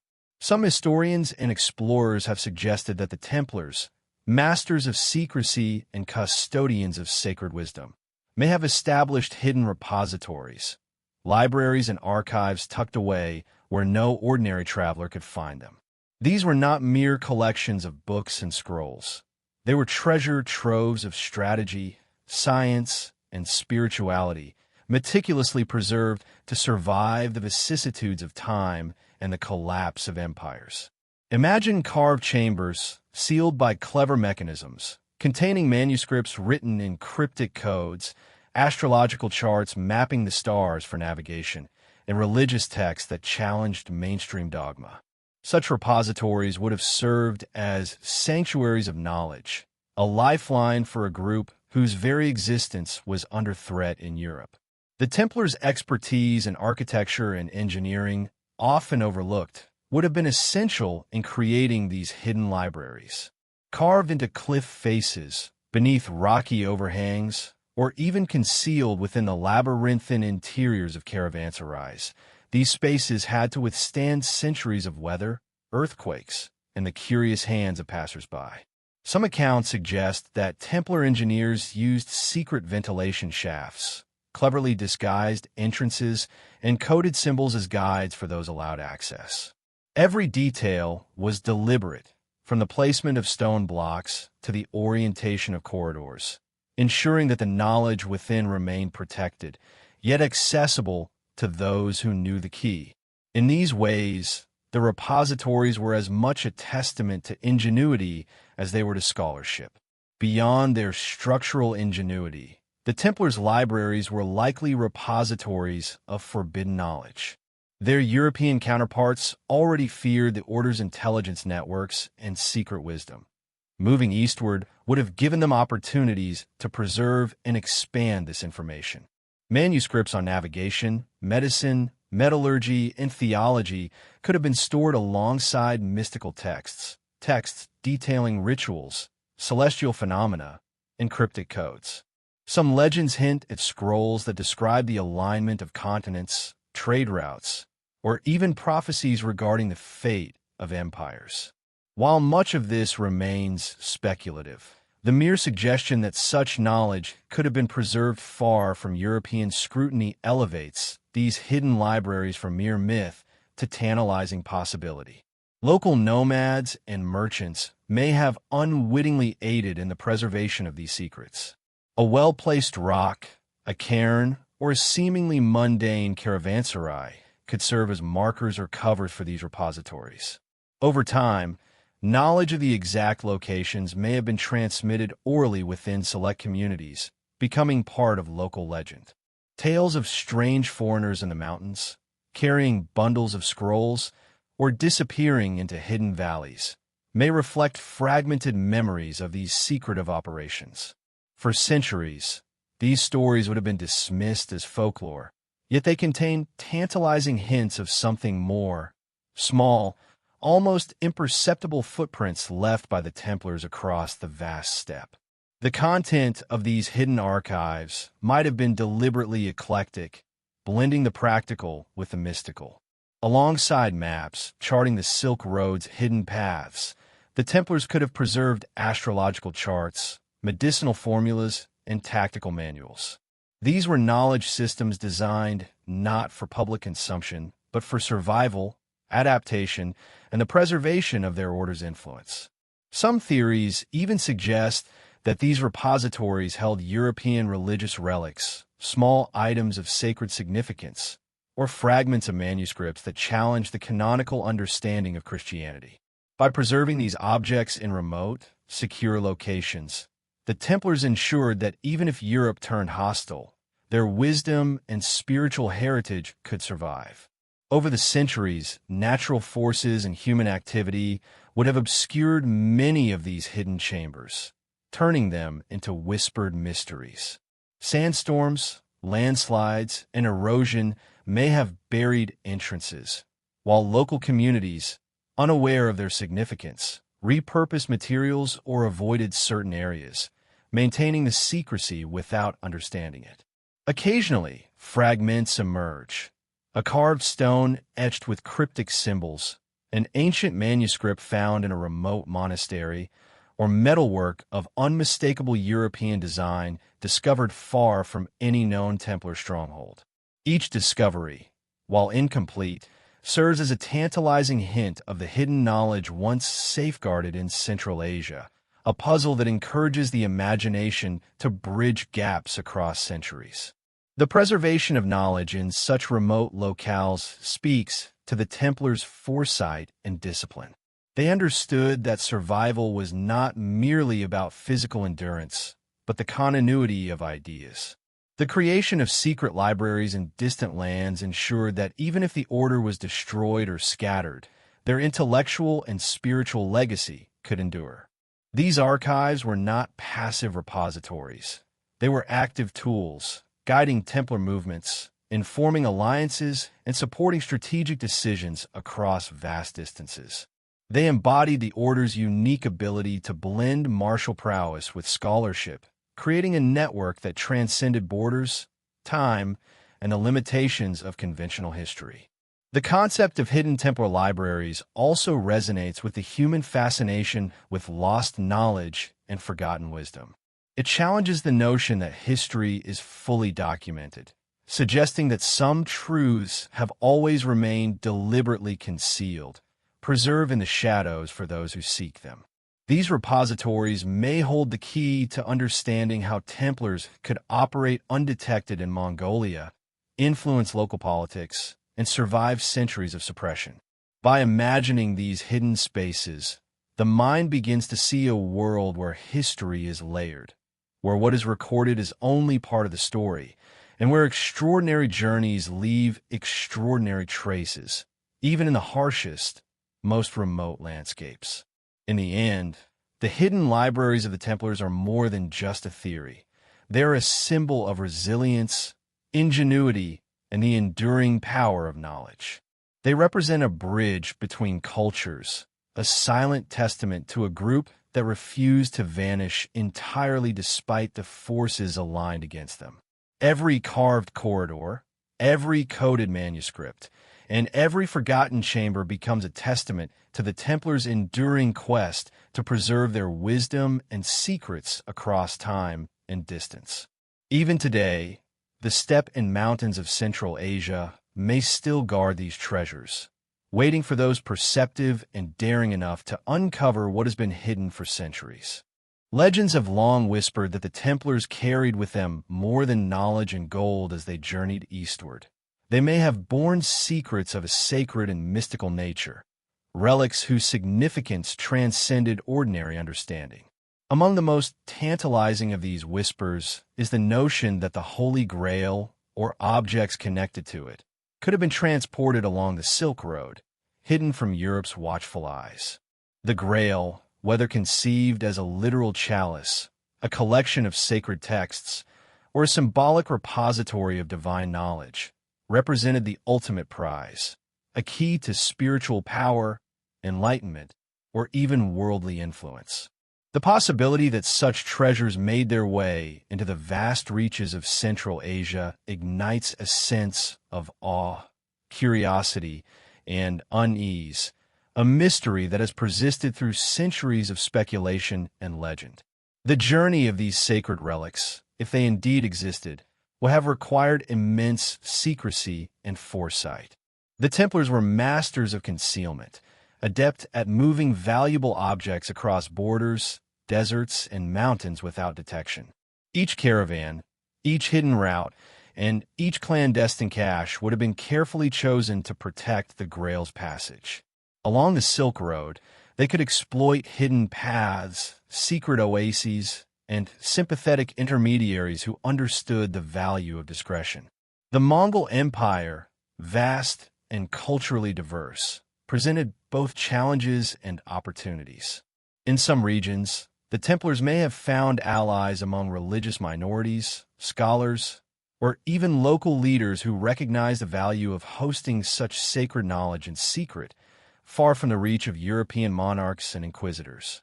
Stories from Mongolian chronicles and local oral traditions occasionally hint at the presence of strange objects of great importance, transported by mysterious foreigners.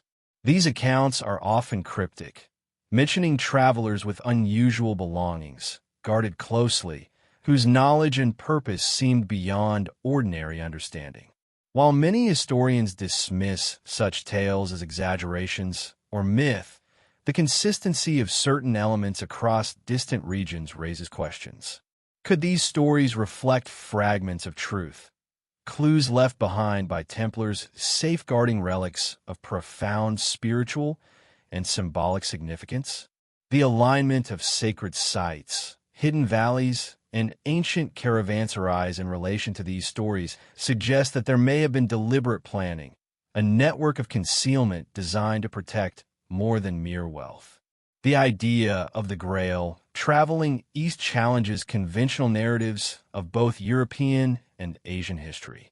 It implies that knowledge and sacred objects flowed along the Silk Road not only for trade, but for preservation, secrecy, and strategic advantage. The Templars, experienced in navigating political and religious turmoil, would have recognized the Silk Road's potential as a conduit for both physical and spiritual treasures.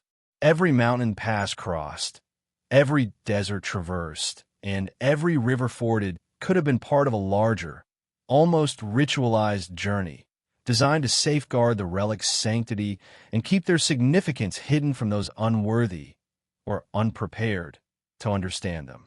Some researchers speculate that the Grail may not have been a single object at all, but a collection of items imbued with symbolic meaning. Ancient manuscripts, sacred vessels, relic fragments, or even encoded maps could have been considered part of the Grail's legacy.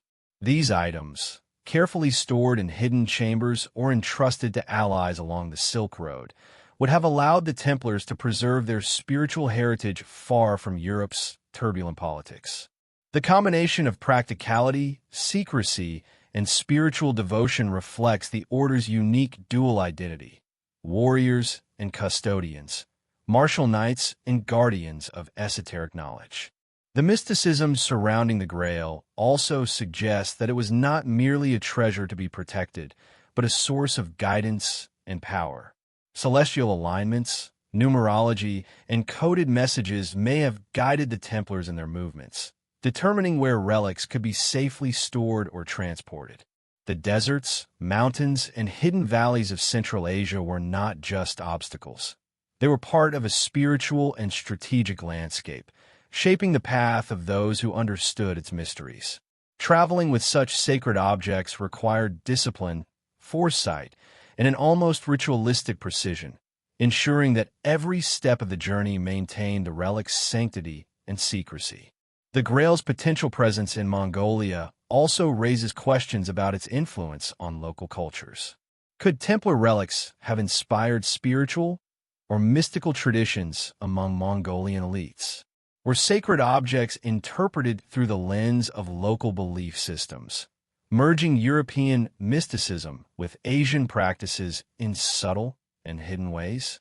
The Templars' movement along the Silk Road may have created a bridge between distant worlds, blending martial strategy with spiritual insight and leaving traces of esoteric influence that remain hidden in the historical record. Even today, traces of these legends persist in unexpected ways.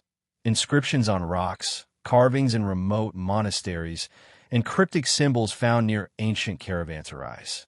While these remnants rarely provide direct evidence, they hint at a network of secrecy and devotion that aligns with what we know of Templar discipline and mysticism.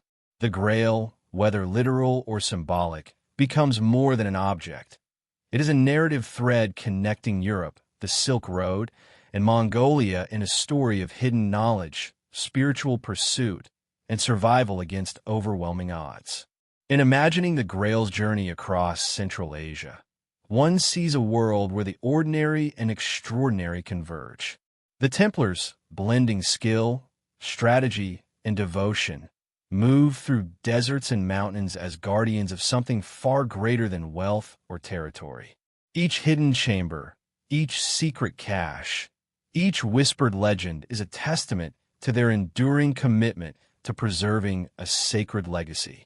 The story of the Grail in Mongolia, whether rooted in fact, theory, or myth, continues to captivate the imagination, reminding us that some of history's deepest mysteries are not lost.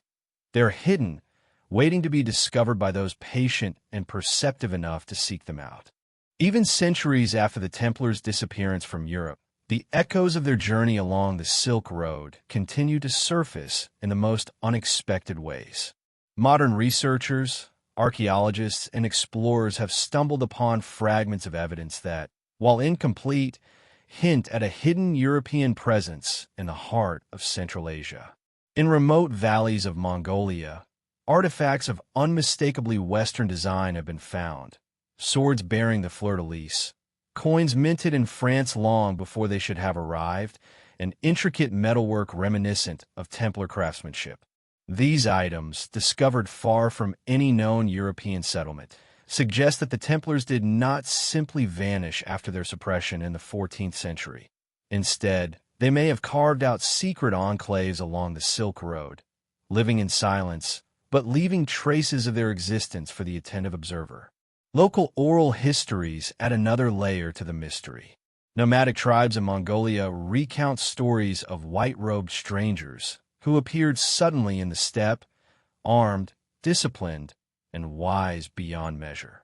These visitors are said to have shared knowledge of medicine, astronomy, and combat, blending seamlessly with the nomad's lifestyle while leaving cryptic symbols and markers that only a select few could interpret. Over generations, such tales became intertwined with local legend, forming a shadow history that was never officially recorded but preserved in the collective memory of communities living along these ancient trade routes. To modern eyes, these accounts are tantalizingly ambiguous, suggesting the possibility of Templar influence without providing definitive proof, yet they cannot be dismissed outright. Satellite imagery and advanced mapping technologies have opened new avenues for exploring these long-hidden mysteries. Some researchers have identified unusual alignments of ruins, isolated fortifications, and clusters of structures in remote Mongolian terrain that do not conform to traditional architectural patterns of the region. Could these be remnants of hidden Templar fortresses or safe havens, carefully positioned to monitor trade routes and provide shelter for travelers?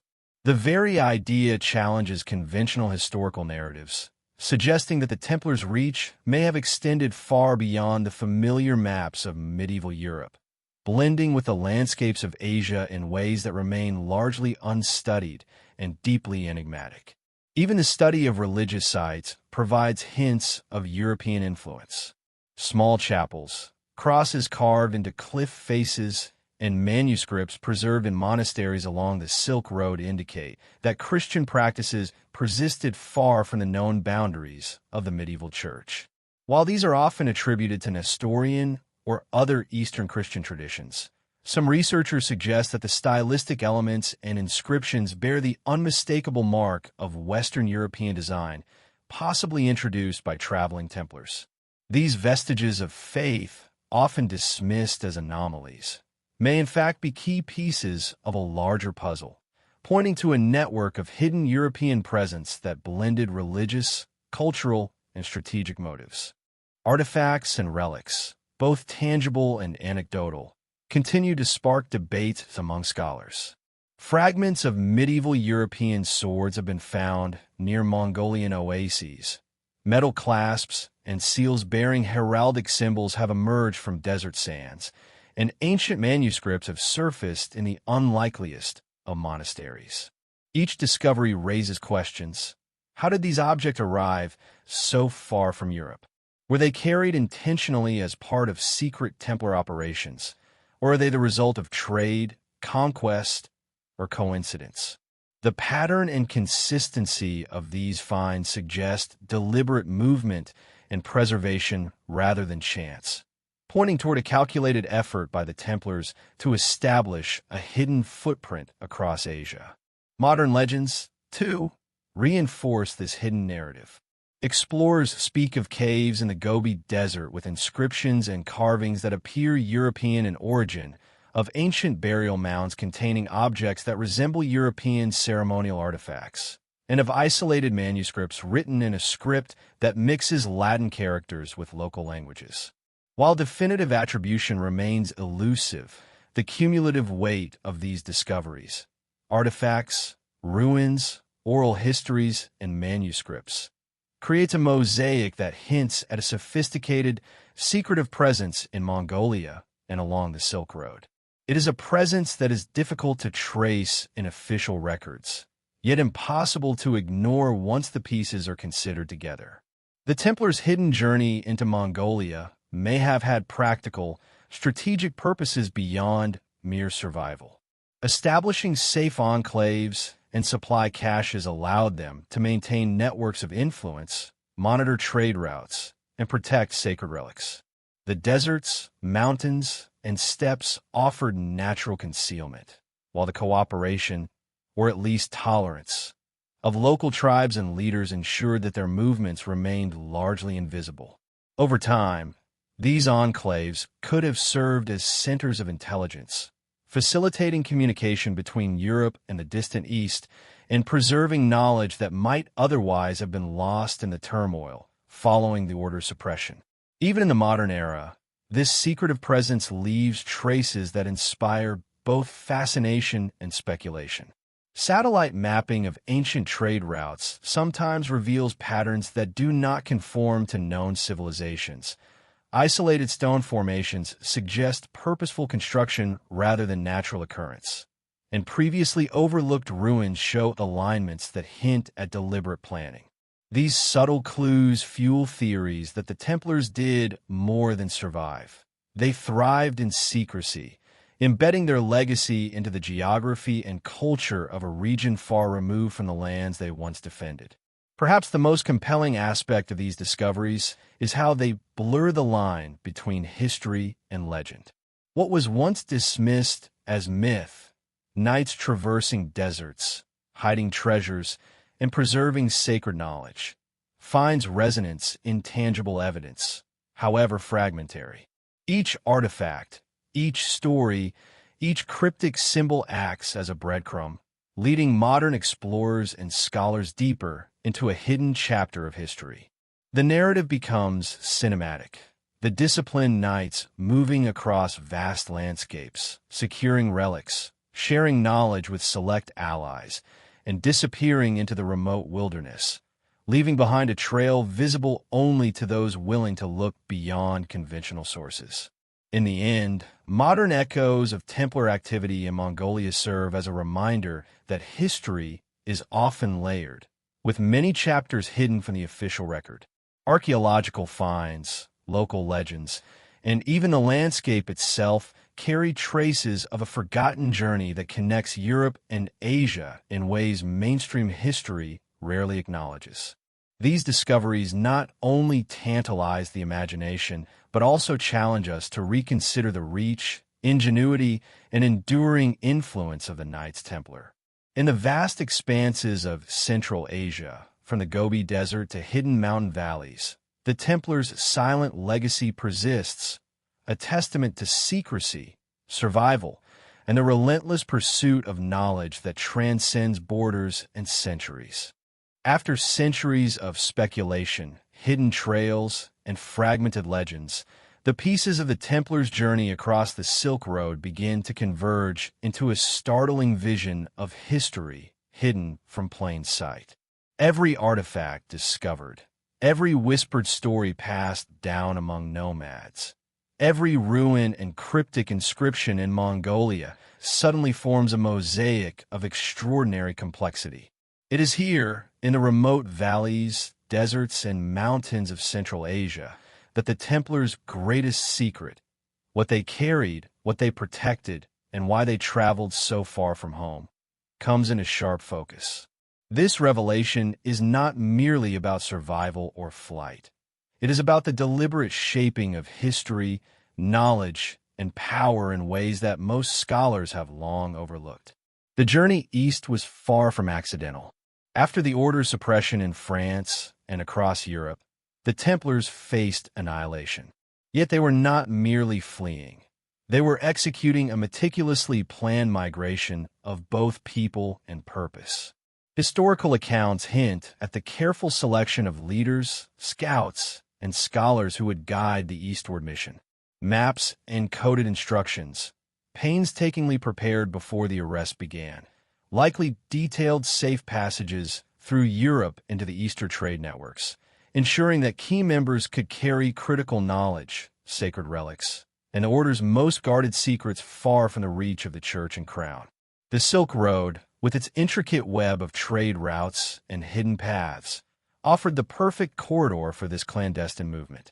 Artifacts discovered across Mongolia, from medieval European swords to ceremonial crosses and fragments of Latin manuscripts, now suggest that the Templars did more than merely traverse these lands. They established enclaves, temporary fortresses, and perhaps even enduring settlements. These were not haphazardly chosen locations. They reflect strategic placement along critical trade arteries, near hidden oases, and in valleys shielded from prying eyes. The Templars' architectural skill, often underestimated, enabled them to construct shelters that could withstand harsh weather while remaining almost invisible to outsiders. The evidence implies a network designed to operate independently, capable of preserving both lives and legacy across centuries. Perhaps the most astonishing element of this hidden legacy is the apparent preservation of sacred and mystical knowledge.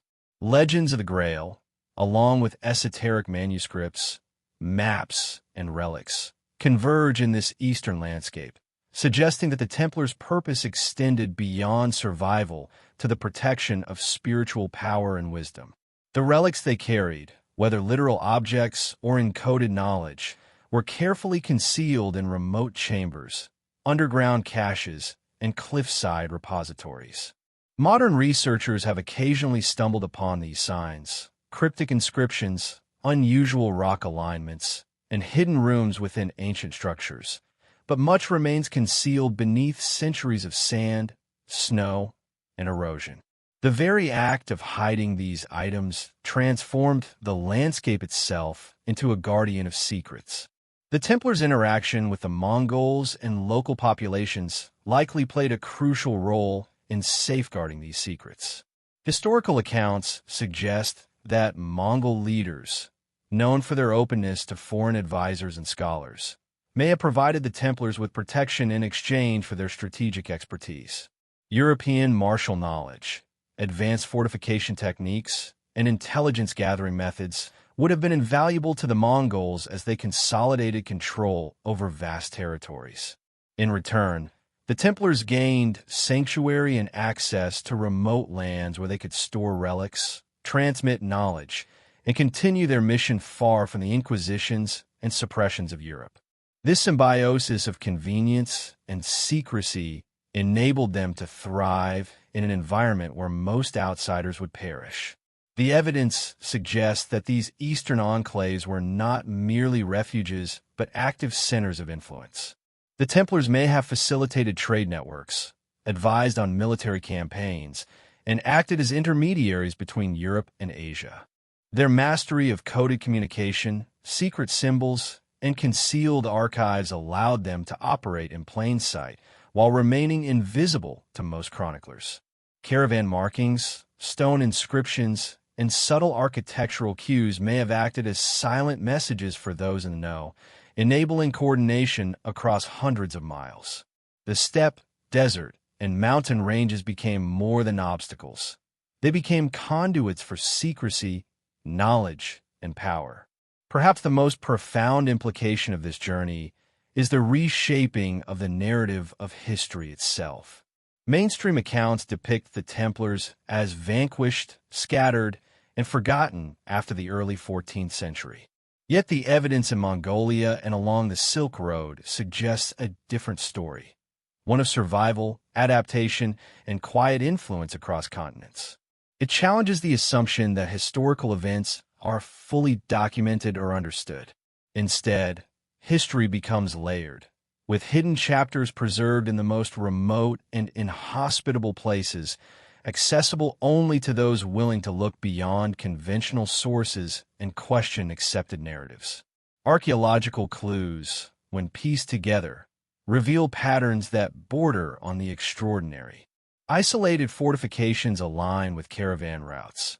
Oases serve as potential caches for manuscripts and relics. Hidden caves offer shelter for people, knowledge, and treasure alike. The cumulative picture is of a deliberate, centuries-long strategy, an operation of such scope and precision that it could only have been executed by an organization as disciplined and secretive as the Templars. Even more astonishing is the suggestion that some relics, manuscripts, and sacred knowledge may have survived intact in modern times, preserved in ways that continue to elude mainstream historians and archaeologists. The symbolic and spiritual dimension of these secrets adds another layer of intrigue. The Grail, relics, and encoded knowledge may not have been simply material treasures. They were tools of spiritual continuity, vehicles of wisdom intended to endure beyond political upheaval. The Templars' careful concealment of these items implies a long-term vision, one in which knowledge and faith could survive even if the physical order of knights was destroyed. The deserts, valleys, and mountains of Mongolia were transformed into a protective sanctuary, a living archive of European esoteric tradition in an entirely foreign land. In the end, the greatest secret of the Templars in Mongolia is not a single object or location. It is the story of an extraordinary migration, a network of survival and preservation, and a legacy that stretches across continents and centuries. By piecing together fragments of evidence, from relics and ruins to legends and modern research, a pattern emerges. The Templars did not vanish into history. They transformed their disappearance into a new existence, a hidden chapter of influence and secrecy that continues to intrigue and captivate. For modern audiences, this revelation carries both awe and unease. The Templars' legacy in Mongolia is a testament to human ingenuity, discipline, and the enduring pursuit of knowledge. It challenges our understanding of history, geography, and the limits of influence, suggesting that even in the harshest, most remote environments, a determined group can preserve secrets and shape events far beyond what conventional records reveal. The steppe and desert are no longer merely empty lands. They're living witnesses to one of history's most enduring mysteries, silent guardians of a story that blends fact, legend, and the unyielding quest for survival and wisdom. And so, as the sun sets over the endless Mongolian horizon, casting long shadows across the steppe, one can almost imagine the Templars moving in silence through hidden valleys and ancient caravan routes, their legacy carried forward not in armies or kingdoms, but in knowledge, relics, and the enduring mystery that continues to challenge our understanding of the past. Their journey eastward remains a story of survival, secrecy, and remarkable foresight, a secret preserved across time, awaiting those willing to uncover it.